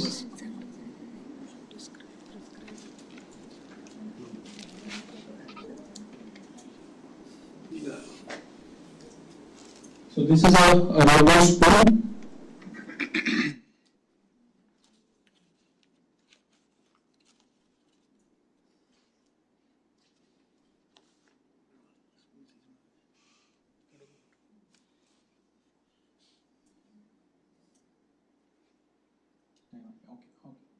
Just go to the second half, please, of the video.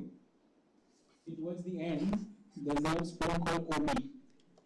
So this is OB again. This has a accelerometer. So this is a spoon-proof spoon. No matter how much you shake the spoon, the scope of the spoon remains steady. So you get the drift here. Next, please. This is part of rehab, so we can skip. Come to the next place. So see, this is something very close to my heart. Why are we here? Look at the video on the left. This is a raw video of one of my patients. It's very unfortunate, and he suffered major neuro trauma. And look at what has been invented in Japan.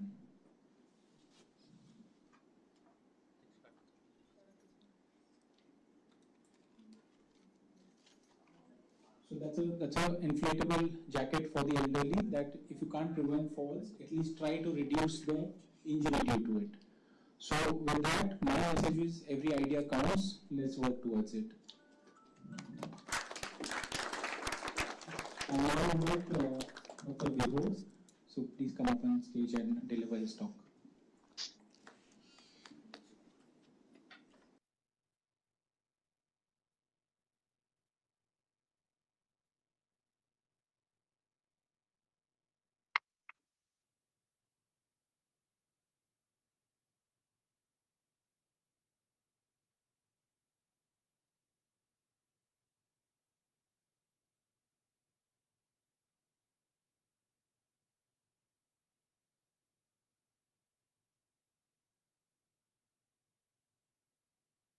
जिनके लिए ये सब aimed है, वो भी आज आ पाए.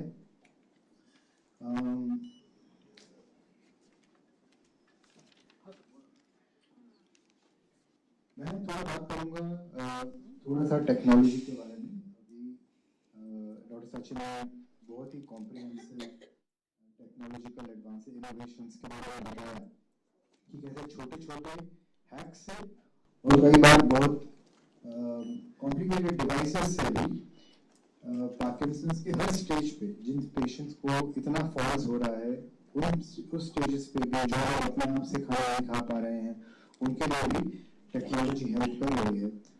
और अभी कुछ देर पहले पिछले पैनल में ये भी डिस्कस हुआ था कि कई बार इनोवेशन करने वाले फर्म्स ये सोच सकते हैं कि अगर हम 30% फायदा ले सकते हैं या फिर हम 10%, 10 में से एक पेशेंट को हम फायदा कर सकते हैं, हमारा काम होगा। लेकिन हमको 10 में से 10 को ही फायदा पहुंचाना है। हैक्स से भी, इसीलिए हैक्स की भी इतनी वैरायटी है कि बहुत सारे अर्ली पार्किंसंस में जिनको इतना सेहत नहीं हुआ, जो भी केयर नहीं हुआ, जिनको 3 साल हुए हैं, उनके लिए भी सेफ्टी मेजर्स हैं। और जिनका इतना एडवांस हो गया है कि खाना भी नहीं खा पा रहे हैं, या जो जिनको इतना ट्रेमर है या इतना स्टिफनेस है कि इंडिपेंडेंटली लिव करना मुश्किल हो रहा है, उनके लिए भी टेक्नोलॉजी है। ऑल्दो इसमें हम भारत में रहते हुए बहुत फॉर्चुनेट हैं कि हमारा फैमिली सिस्टम इतना अच्छा है कि हम एक दूसरे की हेल्प करते हैं, और इसलिए कई बार टेक्नोलॉजी की जगह ह्यूमन टच से और एक दूसरे को बहुत सारी चीज़ों में मदद करने से ही लाइफ आगे बढ़ जाती है और बहुत सारी चीज़ें हम कर पाते हैं। बट आने वाले समय में इंडिपेंडेंट होने पे और भी ज़्यादा एम्फेसिस होगा, और टेक्नोलॉजी हमको हेल्प करने के लिए है।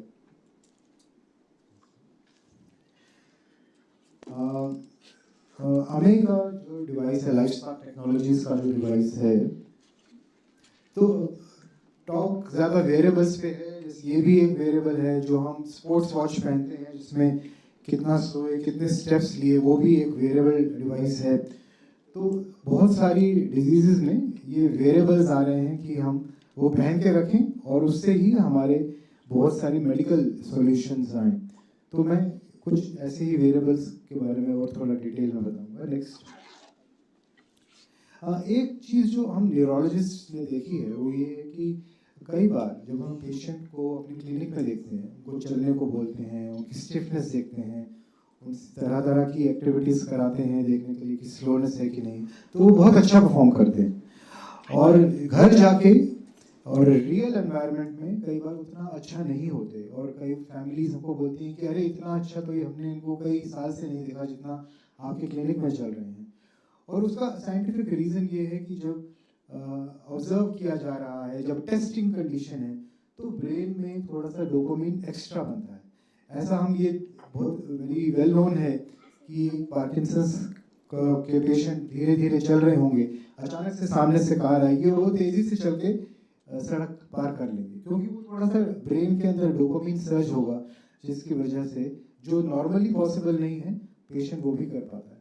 तो बैक टू द पॉइंट कि हम कई बार क्लिनिक में पेशेंट को बहुत अच्छा देखते हैं, और जबकि रियल लाइफ में घर पे बहुत ज़्यादा प्रॉब्लम्स आती हैं। तो वेरिएबल्स में एक टेक्नोलॉजी ये भी है कि जिसमें कि हम पेशेंट को एक स्पेशल बेल्ट या रिस्ट वॉच टाइप पहना दें, और पूरा दिन हम ये मॉनिटर कर सकते हैं कि पेशेंट को कब स्टिफनेस ज़्यादा हो रही है, कब ट्रेमर हो रहा है, कब कब टाइम पे ज़्यादा प्रॉब्लम हो रही है, जो कि क्लिनिक में वन टाइम एग्जामिनेशन, चाहे शायद हम एक पेशेंट को एग्जामिन करने में 10 मिनट लगाते होंगे, कभी पहली बार पेशेंट को देख रहे हैं तो आधा घंटा भी लग जाता है, बट अदरवाइज फॉलोअप पे कई बार पेशेंट को 5 मिनट देख रहे हैं, तो उसमें वो पता नहीं लगता, जो कि हम एक मॉनिटरिंग, कंटिन्यूस मॉनिटरिंग से पता लगा सकते हैं।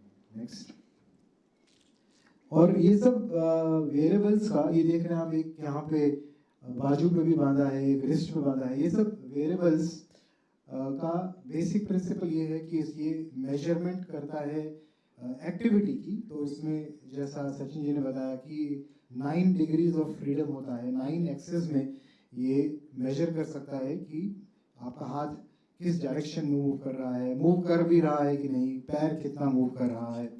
और इस तरह की टेक्नोलॉजी आजकल स्पोर्ट्स वॉचेस में भी है, एप्पल वॉच में भी है, लेकिन जो कमर्शियली अवेलेबल वॉचेस में है और जो हेल्थ मॉनिटर में है, उसमें सेंसिटिविटी का काफ़ी अंतर है। और जो अभी पूरी तरह से इंडिया में नहीं आई, बट हमें भी उस पर वर्क कर रहे हैं, लाइफस्पार्क टेक्नोलॉजीज भी इस पर वर्क कर रहे हैं कि ऐसा वेरिएबल हो जो कि नॉर्मल नाइकी की वॉच या एप्पल की वॉच से हमें ज़्यादा information they through out the day. और बहुत से ऐसे डिवाइसेस को खरीदने की भी ज़रूरत नहीं है, क्योंकि इसको हमको जिसको मॉनिटर करना है तो वो हमें हमेशा मॉनिटर करने की भी ज़रूरत नहीं है। तो होप ऐसा है कि शायद फ्यूचर में और बहुत नियर फ्यूचर में हम ये as a on rent device दे देंगे कि 1 दिन के लिए या 2 दिन के लिए पेशेंट ने पहना और वो मॉनिटर हुआ। फिर जब पेशेंट डॉक्टर के पास गया तो एक ग्राफ के रूप में आया कि 8 बजे गोली ली, 8 बजे दवा ली, उसके बाद स्टिफनेस इतना था, फ्रीजिंग इतना था, ट्रेमर इतना था, फिर 12 बजे तक ये सब चीज़ें वर्सन हो गई फिर 1 बजे दवाई ली। तो ये इस तरह का कैसा स्केल चल रहा है, पूरा ग्राफ चल रहा है पूरे दिन में, ये आप डॉक्टर को तुरंत बता सकते हैं। इसमें एरर का स्कोप बहुत मिनिमाइज हो जाता है। नहीं तो कई बार हम जब एडवांस्ड पार्किंसंस है तो उनको पेशेंट्स को डायरी देते हैं कि 8 से 9 आपको ट्रेमर था या डिस्काइनेसिया था या स्टिफनेस था या आप सो रहे थे, और बहुत बार वो एक्यूरेट नहीं होता, बहुत बार वो इतना इन्फॉर्मेशन नहीं दे पाता कि हम उसके ऊपर एक्ट कर सके। बट अगर हम इसको एक्यूरेटली डिपिक्ट कर सके। नेक्स्ट सो ये एक कार्टून है जो दिखा रहा है कि टेक्नोलॉजी पहले लैब में आती है, फिर कंसेप्ट बनता है और लॉन्च जब तक होता है तो बहुत सारे प्रोसेसेस के थ्रू गुजरता है, फिर जाके लॉन्च होता है। तो अभी जो लॉन्चिंग वाले स्टेज पर टेक्नोलॉजी है पार्किंसंस के पेशेंट के लिए वो थोड़ी सी लिमिटेड है, बट जैसे सचिन जी ने बताया कि कुछ ही महीनों या सालों में और भी ज़्यादा टेक्नोलॉजीज़ यूज़ के लिए, प्रैक्टिकल यूज़ के लिए शायद हमें मार्केट में अवेलेबल होगी। नेक्स्ट और इस तरह से एक पेशेंट बहुत मिनिमम लाइट वेट टेक्नोलॉजी को यूज़ करते हुए भी अपनी रोज़मर्रा की लाइफ को जी सकते हैं, और वो जो इनपुट्स उनके वेरिएबल्स से आ रहे हैं वो सीधा रिकॉर्ड हो सकते हैं। ऐसा भी हम सोचते हैं कि फ्यूचर में ऐसा भी आएगा जबकि एक सेंट्रल स्टेशन पे ये सब चीज़ें रियल टाइम में पहुंच रही होंगी, और लेकिन उससे पहले इतना तो ज़रूर हो जाएगा कि ये डेटा आप अपने केयर गिवर के साथ, अपने हेल्थ प्रोवाइडर के साथ, डॉक्टर के साथ शेयर कर सकते हैं, और उसके हिसाब से मेडिसिन को चेंज किया जा सकता है। और सिर्फ मेडिसिन को नहीं, बहुत सारे और फिजिकल इनोवेशंस को भी चेंज किया जा सकता है ताकि पेशेंट्स गिरे ना, उनका पूरा दिन एक सा बीते, ट्रेमर मिनिमाइज्ड हो। नेक्स्ट अभी मैं आपको कुछ ग्राफ्स दिखाऊंगा कि वो ग्राफ्स कैसे। नेक्स्ट ये दिखा रहा है कि वो आपके फ़ोन के साथ, स्मार्टफोन के साथ एक ऐप के रूप में भी इंटीग्रेटेड हो जाता है। इनमें से कुछ डिवाइस हैं, जैसे ये काइनेसिया उसका प्रोप्राइटरी नेम है, तो वो ऑलरेडी इन यूज़ है, और जो यूएसए की ड्रग रेगुलेटरी अथॉरिटी है उसने इसको अप्रूव किया हुआ है, तो वो भी ऐसा वो यूज़ में अभी तक आ रहा है, कुछ ही टाइम में इंडिया में भी आएगा। नेक्स्ट डिफरेंट तरह के वॉचेस, कुछ तरह के ऐसे डिवाइस भी हैं जिसमें आपको मल्टीपल वॉचेस पहननी पड़ती हैं, left hand, right hand, in the neck, in the leg.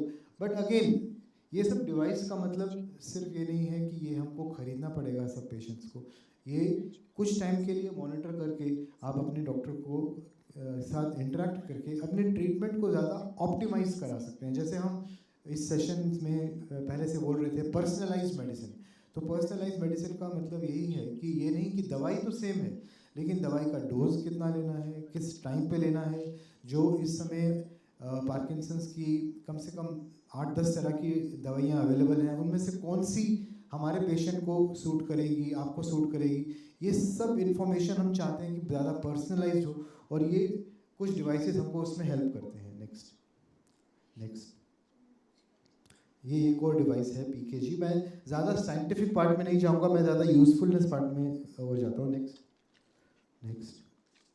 तो जैसे ये एक ग्राफ है जिसमें कि जो पेशेंट ने पहना था वो इस ग्राफ के फॉर्म में आ गया, और हम ये देख रहे हैं कि ये जहाँ पे वो ब्लू लाइन ऊपर जा रही है वहाँ पे पेशेंट इंप्रूव हो रहा है, जहाँ पे नीचे जा रही है वहाँ पेशेंट वर्सन हो रहा है। जो रेड लाइंस हैं वो लीवोडोपा लेने का टाइम है, तो पेशेंट ने 7 बजे लिया, 11 बजे लिया, 3 बजे लिया, दोपहर को और रात को, शाम को 7 बजे लिया, और हम देख रहे हैं कि यहाँ पे पेशेंट डाउन हो गया है, उसका स्टिफनेस बढ़ गया है, लेकिन हम डोज ले रहे हैं 11 बजे। तो हमें ये इस ग्राफ को देख के आपके डॉक्टर ये डोज का टाइम इधर कर सकते हैं ताकि कंटिन्यूसली पेशेंट को ट्रेमर ना हो, स्टिफनेस ना हो। ये हमको बहुत एक्यूरेटली ये डिवाइस के थ्रू, ये ग्राफ के थ्रू पता चलता है। नेक्स्ट।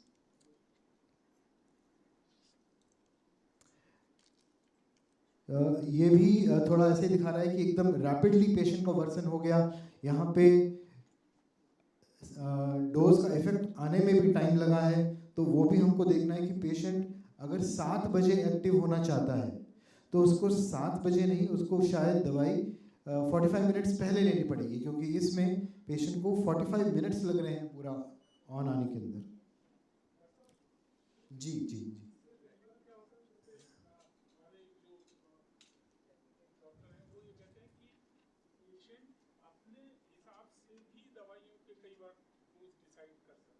Correct correct.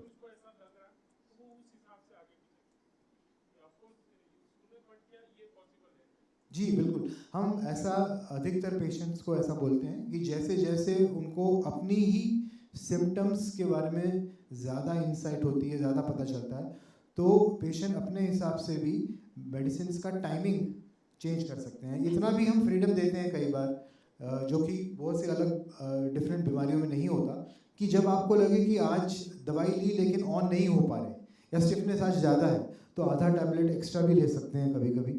इस तरह का भी फ्रीडम होता है। लेकिन बहुत सारे मरीजों को और उनकी फैमिलीज़ को ये अप डाउन ऑन ऑफ पूरा ठीक से पता नहीं चलता है।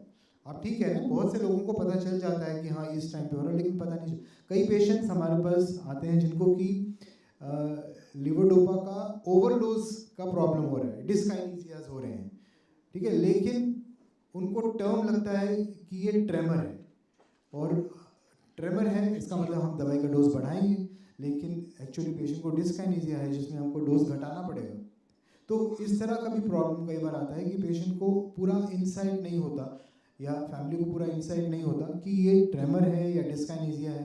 कई बार डिस्काइनेसिया अलग अलग टाइम पे आ जाता है, प्रेडिक्टेबल नहीं आता, तो भी पता नहीं चलता। तो आप सही कह रहे हैं, बहुत सारी चीज़ें बिना डिवाइस के अपने खुद के सेल्फ मॉनिटरिंग से भी हो जाती हैं, लेकिन बहुत सारे पेशेंट्स में ये इन्फॉर्मेशन पूरी नहीं आती, और पेशेंट हमको आके कई बार बोलते हैं कि नहीं अभी फ़ायदा नहीं हुआ, लेकिन हमारे सामने ट्रेमर नहीं हो रहा। तो उस समय डिसीजन लेना कि डोज बढ़ाना है, टाइमिंग चेंज करना है, ये उसमें हेल्प करता है।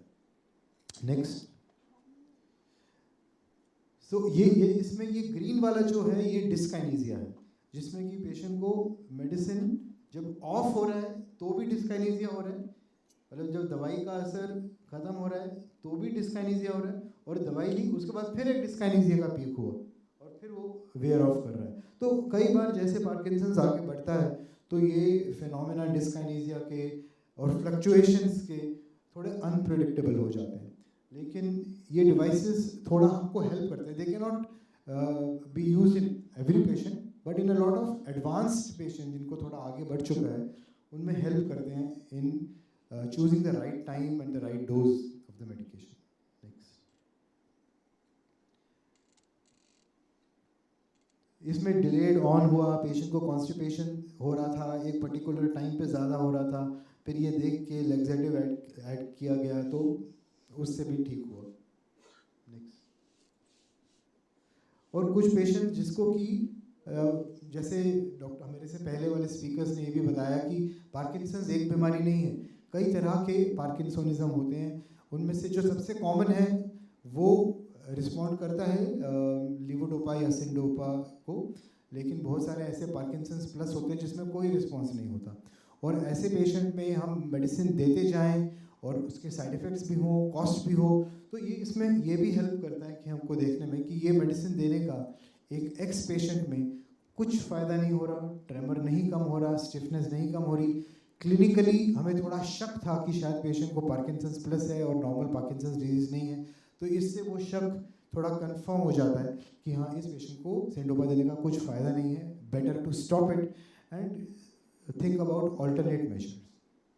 Next next next. और हम लोग जब ये इस तरह का कोई भी डिवाइस आता है या इनोवेशन होता है, उसको हम बहुत ही रिगरसली साइंटिफिकली स्टडी भी करते हैं, ताकि सिर्फ कमर्शियल इंटरेस्ट के लिए कोई कंपनी मार्केट में नहीं निकाले, जैसे कि सचिन जी ने बताया कि पहले वो गायरो ग्लव का कॉस्ट 4.5 लाख था, when it was proven to be successful तो एकदम से कॉस्ट डबल कर दिया। तो ऐसा नहीं होना चाहिए कि कंपीटिंग इंटरेस्ट या कमर्शियल इंटरेस्ट उसको एक्सप्लॉइट करें विदाउट साइंटिफिक एविडेंस। तो हम इन सब चीज़ों की स्टडी भी होती है इंटरनेशनली, जिसमें कि इसको देखा जाता है कि प्लेसिबो के अगेंस्ट या कुछ ना देने के अगेंस्ट अगर हम ये डिवाइस को यूज़ करें तो क्या पेशेंट को वाकई फ़ायदा होता है, ट्रेमर और रिजिडिटी कम होने से क्या पेशेंट की क्वालिटी ऑफ लाइफ इंप्रूव हो रही है ओवरऑल कि नहीं। और इस तरह की 2 स्टडीज़ लाइफस्पार्क टेक्नोलॉजीज़ ने की भी हैं, फोर्टिस हॉस्पिटल मुंबई में और निमहंस बैंगलोर में, टू सी कि इंडिविजुअल पेशेंट की जगह अगर हम पूरे ग्रुप को एक दें और एक ग्रुप को ना दें तो क्या जिस ग्रुप को दे रहे हैं उनको वाकई में फ़ायदा हो रहा है। इस तरह का एविडेंस आए, साइंटिफिक एविडेंस आए, तभी वो डॉक्टर्स के यूज़ में आता है, पेशेंट्स के यूज़ के लिए अप्रूव होता है। नेक्स्ट, ये वॉक के बारे में तो अमेय जी ने बताया है कि कैसे ये यूज़ कर रहे हैं। नेक्स्ट, इस तरह से इसको पहना जाता है और सिर्फ उनको नहीं जो कि जिनको फ्रीजिंग हो रहा है, बल्कि उनको भी जिनको कि इंडिपेंडेंटली, एडिक्वेटली और रेगुलरली एक्सरसाइजेस करनी है, उसके अंदर भी हेल्प करता है। अभी वो कुछ और भी इसको डेवलप शायद करेंगे जिसमें कि हमको मॉनिटरिंग का बेनिफिट भी मिलेगा। तो आई थिंक अभी हम इसको लेक्चर को ख़त्म करते हैं और थोड़ा पैनल डिस्कशन करते हैं about some of the questions which must be in your mind, जो कि ऑर्गेनाइजर्स ने भी रखे हैं और आप लोग भी पूछ सकते हैं अगर आपको डाउट है। Thank you.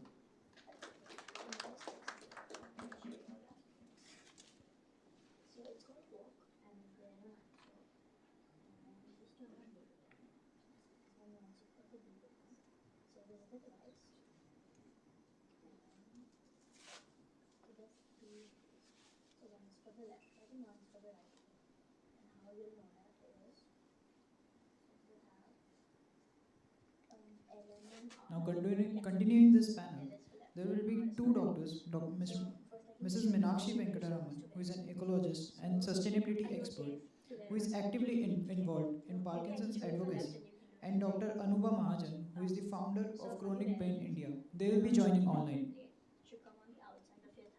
So we can start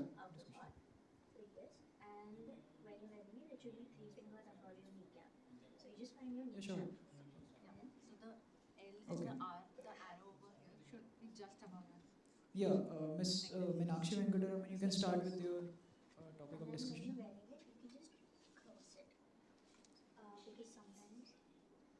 Am I audible to you? Hello? Yeah.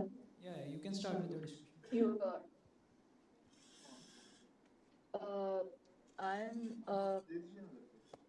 I started off with uh, Parkinson's as a diagnosis, and then it moved on to atypical Parkinson's.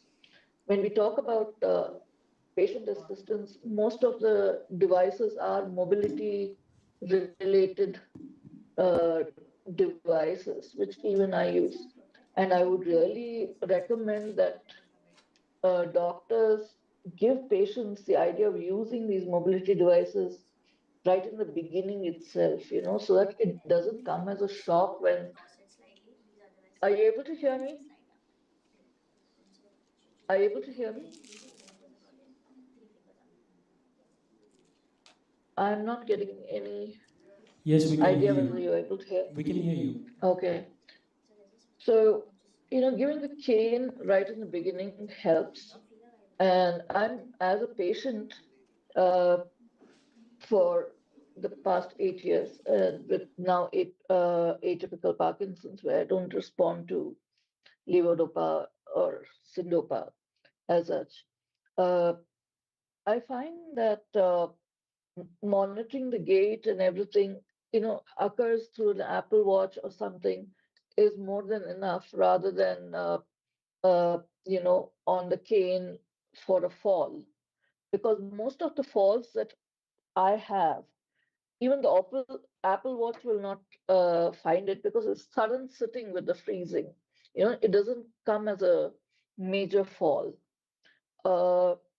what, as a patient, I would like to see in terms of assistive devices is something that is looking at the other non-motor symptoms, and uh, devices that can give you the medication at the correct time. So you got the alarm going, and that dosage being given to you immediately. I have bought those kind of boxes from the US, and this in India would be great because, as you know, for most Parkinson's patients, you use at least, Shit, what happened?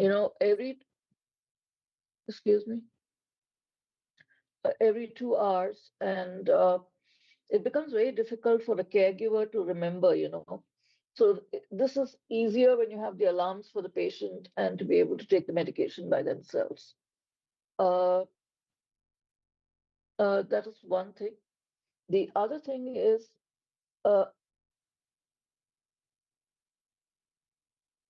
I'm sorry, Ria Rajput, you are online and I can't. You're talking. Sorry. For the doctors, I would just say that can you talk to the patients, and especially with most of them are talking to the caregivers rather than the patients, and for most patients it's our non-motor symptoms that take precedence, and a way of tracking what you're going through with non-motor symptoms so that when it occurs next it tells you what to do uh, when you're feeling nausea and things like that. It helps. So maybe logging that and using AI to give the patient some kind of uh, advice, like this last time when you had nausea, you took this, or things like that. That would be something which would be much more useful. We are talking about devices, and for अब aids, मुझे video on for करनी है people, अपनी Anubha, you're on mic. So that is my take on assistive devices. Mainly, it's the non-motor symptoms that really affects the quality of life for a patient more than the mobility trackers and the gait. And I'd really appreciate it if the doctors take time to talk about this with the patients.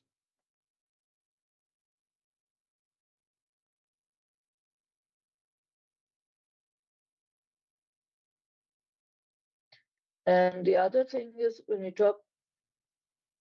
we talk about Parkinson's is exercises.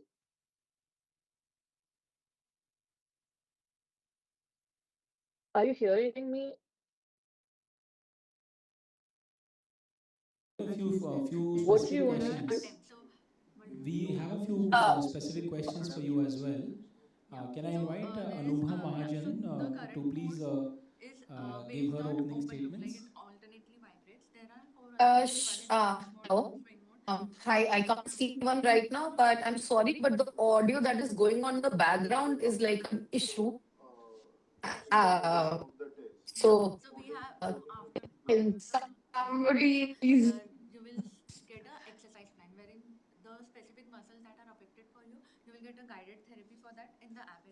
Am I audible?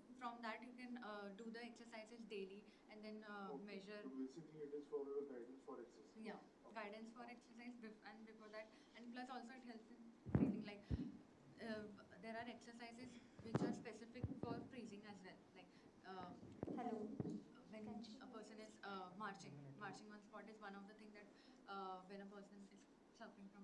Mrs. Meenakshi, can you hear us?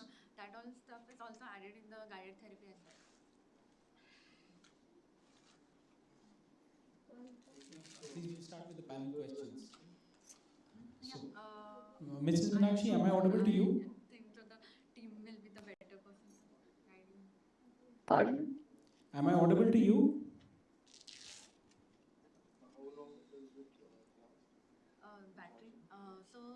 Mrs. Meenakshi? I think the network is not holding steady.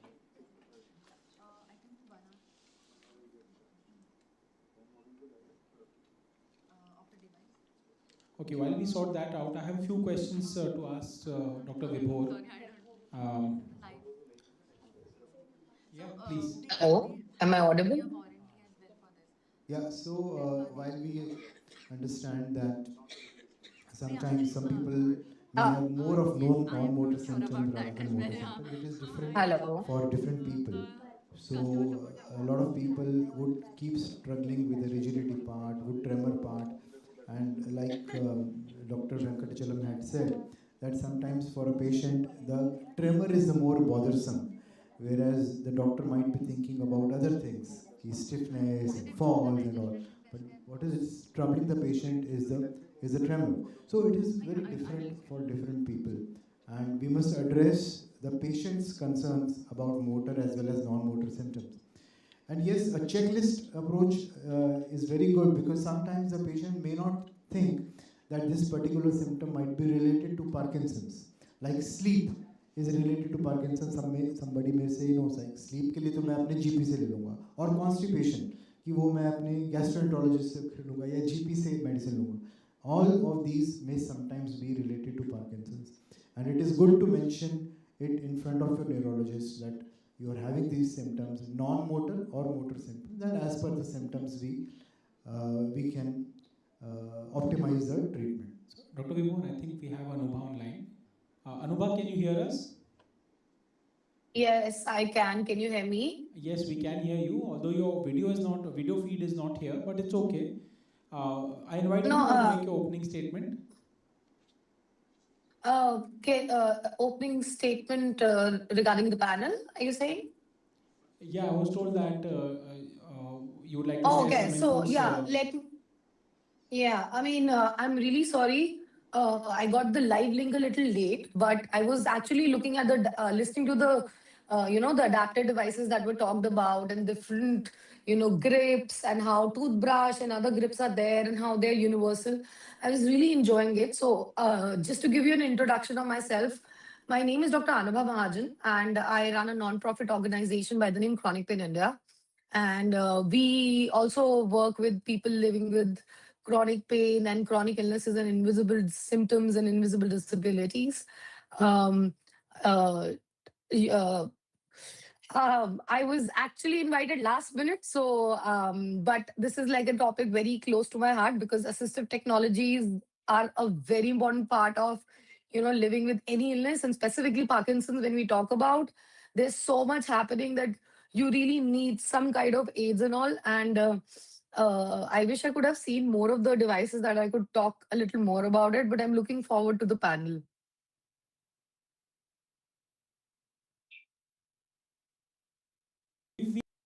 Questions. I'll start my first question with you only.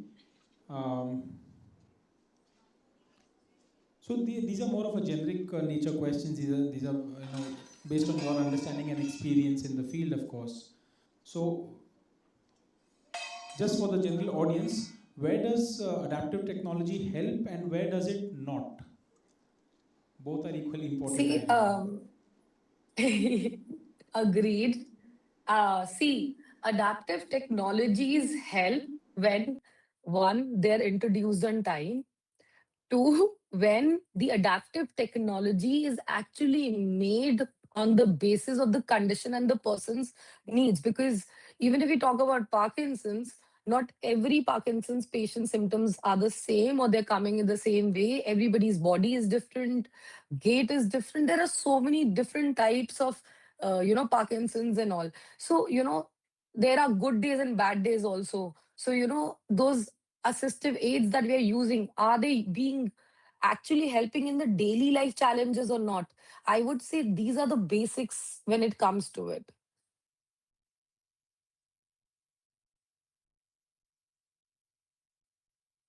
Mrs. Meenakshi, what are the main barriers to acceptance or adherence to such technologies? One is lack of knowledge. Okay, most doctors don't tell you that you have these adaptive devices.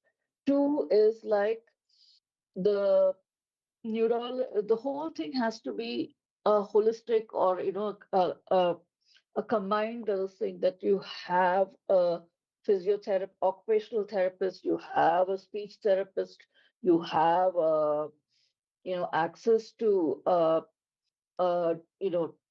physical therapy, other things that Parkinson's needs, and also having support groups. The support groups are really essential because you discover people having similar symptoms, which for a doctor is when you go in, you're being graded by your gait and what you're doing. For a doctor, your other symptoms don't seem to be that high up in the this thing in the 10 minutes. When I go in, for me, I would rather talk about my dealing with nausea or constipation more than my gait, because that is what is sitting on my head. And for the caregiver who comes with me, it is more about why is she walking so much? Why is she tiring herself working so much? So I'm just trying to say is like, unless you have a complete ecosystem of people working with a patient, it is very difficult for you to come up with an assistive device that will work well. I would suggest something like having the different symptoms and having the patient or the caregiver, put every day what it is, so that maybe with AI, the next time the symptom comes, at least it's easier for the caregiver and the patient to decide what was eaten or taken before. Because memory is something, especially short-term memory, is something which both the patient and the caregiver cannot deal with. Okay. It's great with looking at gait and looking at the laser point, how you're walking and everything. But if we can get electronic diary sort of thing, where you look at all the other symptoms that you have, and anxiety. Anxiety is something which most doctors will give you an antidepressant for. Okay, I have been with Parkinson's and before that with complex regional pain syndrome. We are not taken seriously for these things, but these are the things that irritate and really make our life miserable on day to day. So these are the kind of devices that I would, as a patient, really like. Can I add on here? Yeah, I mean, let's just to simplify what Meenakshi was saying, and what she really means is we need a multidisciplinary approach for every Parkinson's patient, be it physical health support, mental health support, or social health support. And I'm adding social word to the health because what really happens as a doctor myself, when until I'm a dentist by profession and I'm now turned into a public health profession, but I've practiced dentistry for quite a while. I used to have patients with disability. What was the standpoint that I was missing there was we as doctors are looking at the symptoms, we are looking at what the treatments are required, what is needed. But what we don't come to see until we are on the other side of the page as the patient is what happens outside the door of the doctor. I hope, Meenakshi, that's what you meant. Because the quality of life, the activity of daily living, all these things, I would say these are the real adherence lags. Because how she said that, there should be some way to figure out that, okay, this today is a bad day. Today my memory is not good. Today I have having more spasms and my hands are, moving a lot more. So what should be a protocol for that day? What should be a protocol for a different day? That is what really happens is the Parkinson's patient will be at ease from their end. They will not feel that dignified ki, okay, I don't have autonomy on my own body, because let's be realistic, Parkinson's slowly does take that autonomy away, right? So on the other hand, it makes the caregiver's life easier also that, okay, we have a system. Like, for example, the neurologist tells that, okay, I'm going to talk to your physiotherapist. We need to, or occupational therapist. We will work on this and that scenarios. So the technology should be a part of this ecosystem, I would say. So to summarize, yeah, the doctors or the medical profession has to take a more social and a more holistic approach. That is where Bombay Hospital has always led the way with PDMDS initiative, And now we have the Spark Exactly. support group, which Yeah. Amit Desai and his team have started, and they're sustaining it well. My only argument, and I would like to have Dr. Vibhor's input on this, that Dr. Anubha mentioned ki, let's say that the odd person is having some spasms or cramps, or she's realizing her memory is, she's probably having a bad day. There are good days and bad days in Parkinson's, by the way. So let's say Yeah. that person is having a bad day. Dr. Anubha feels that can there be a protocolized approach to this? So while I have my opinion, sir, I would like to learn from you. What do you feel on this matter? Yeah, so also to respond to the earlier query about short-term memory issues. So a lot of patients, I'm sure Sachin also and we all see, who bring out their complaints in writing, and so we don't just rely on what the patient is saying or remembering to say that time, but they would keep on ticking that okay, this symptom I have talked about, I'm ticking this symptom I have talked about, and sometimes we would also ask the patient, particularly when there are fluctuations and there are good days and bad days, that please maintain a diary, just like in so many other episodic illnesses. Like for headache, we have a headache diary. For epilepsy, we have epilepsy diary. Those are episodic illnesses. But in illnesses where there are good days and bad days, but it's a chronic illness, again we ask them to maintain a diary that when you have these symptoms, please make a note of it. How did this happen? And then what made it go away? How did the cramp improve? Okay, or if there were some sleep problems, then how did these sleep problems improve? So that at the end of it, we can analyze at the next visit that what was the cause of this and to try and resolve the issue which occurs interim between two visits. If it is protocolized in the form of a checklist and also protocolized in the form of a comprehensive care, that every time a patient comes, also sees the physiotherapist, also sees the speech therapist, also maybe sometimes if possible see a social worker to see how things are, that would definitely be a very desirable thing. I'm not sure if there are centers currently with the current load that we have where we offer such a comprehensive care, but yes, that is something desirable where we give it in a protocolized and a comprehensive. And the protocolized also means that none of these things get missed. There is a checklist, and every time the patient also gets an input about what exercises he should be doing, he or she should be doing, and what are the current deficiencies that the patient might be having in medication, intake of medication or therapy, all this. My last question to both of you. Yeah. So, Mrs. No, Meenakshi, my just question. adding. Yeah, please go on. Sorry. Go on. No, I was just saying that right now all of us have smartphones. If this could be just made as an app and the graphic being given at the end of it, it would be really good. I think with AI right now it's very easy for either someone to speak in and give a number about what's happening in the day, rather than trying to write something and go and seriously, at this point, apathy also is a huge issue with the Parkinson's patients. And as a Parkinson's patient, I can tell you that you tell me to write something and bring it, I'm not interested in it.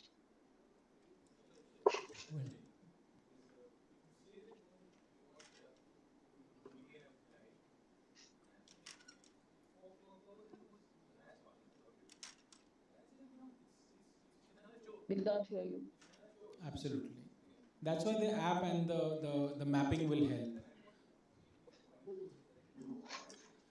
That's why AI is promising. So on that note, for want of time, we'd like to close the session. Thank you, Dr. Vibhor, Mrs. Meenakshi, and Dr. Anubha for your valuable time and inputs. And I invite Mr. Amay Desai to conclude the session.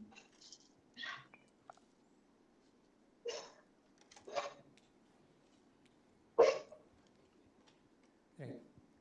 Thank you, Dr.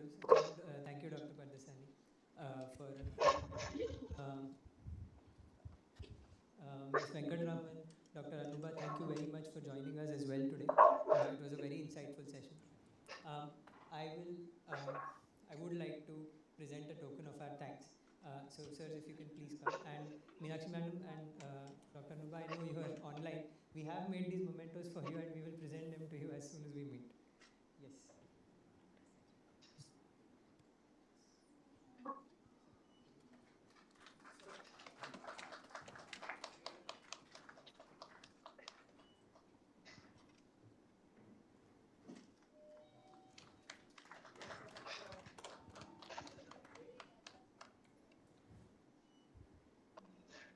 Right. Now, given that we are delayed, I would like to invite you all to join us for lunch. There are a couple of sessions after this that involve, group therapies, very specific ways to manage yourselves at home. There is a session where we have a practical demonstration of two very innovative solutions by other startups that have joined us. So I invite you to join me on the 4th floor for lunch. Our team will lead you there, and then we can come back for a 15-minute, second half after this. Thank you so much for your time, and we'll see you downstairs.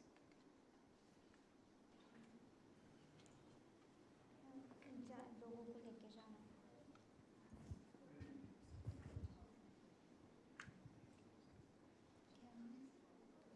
बंद कर दे अभी 15 minute के बाद lunch क्योंकि लोगों को late हो गया है वी आर ब्रेक वाला है क्या ऑप्शन अगर है तो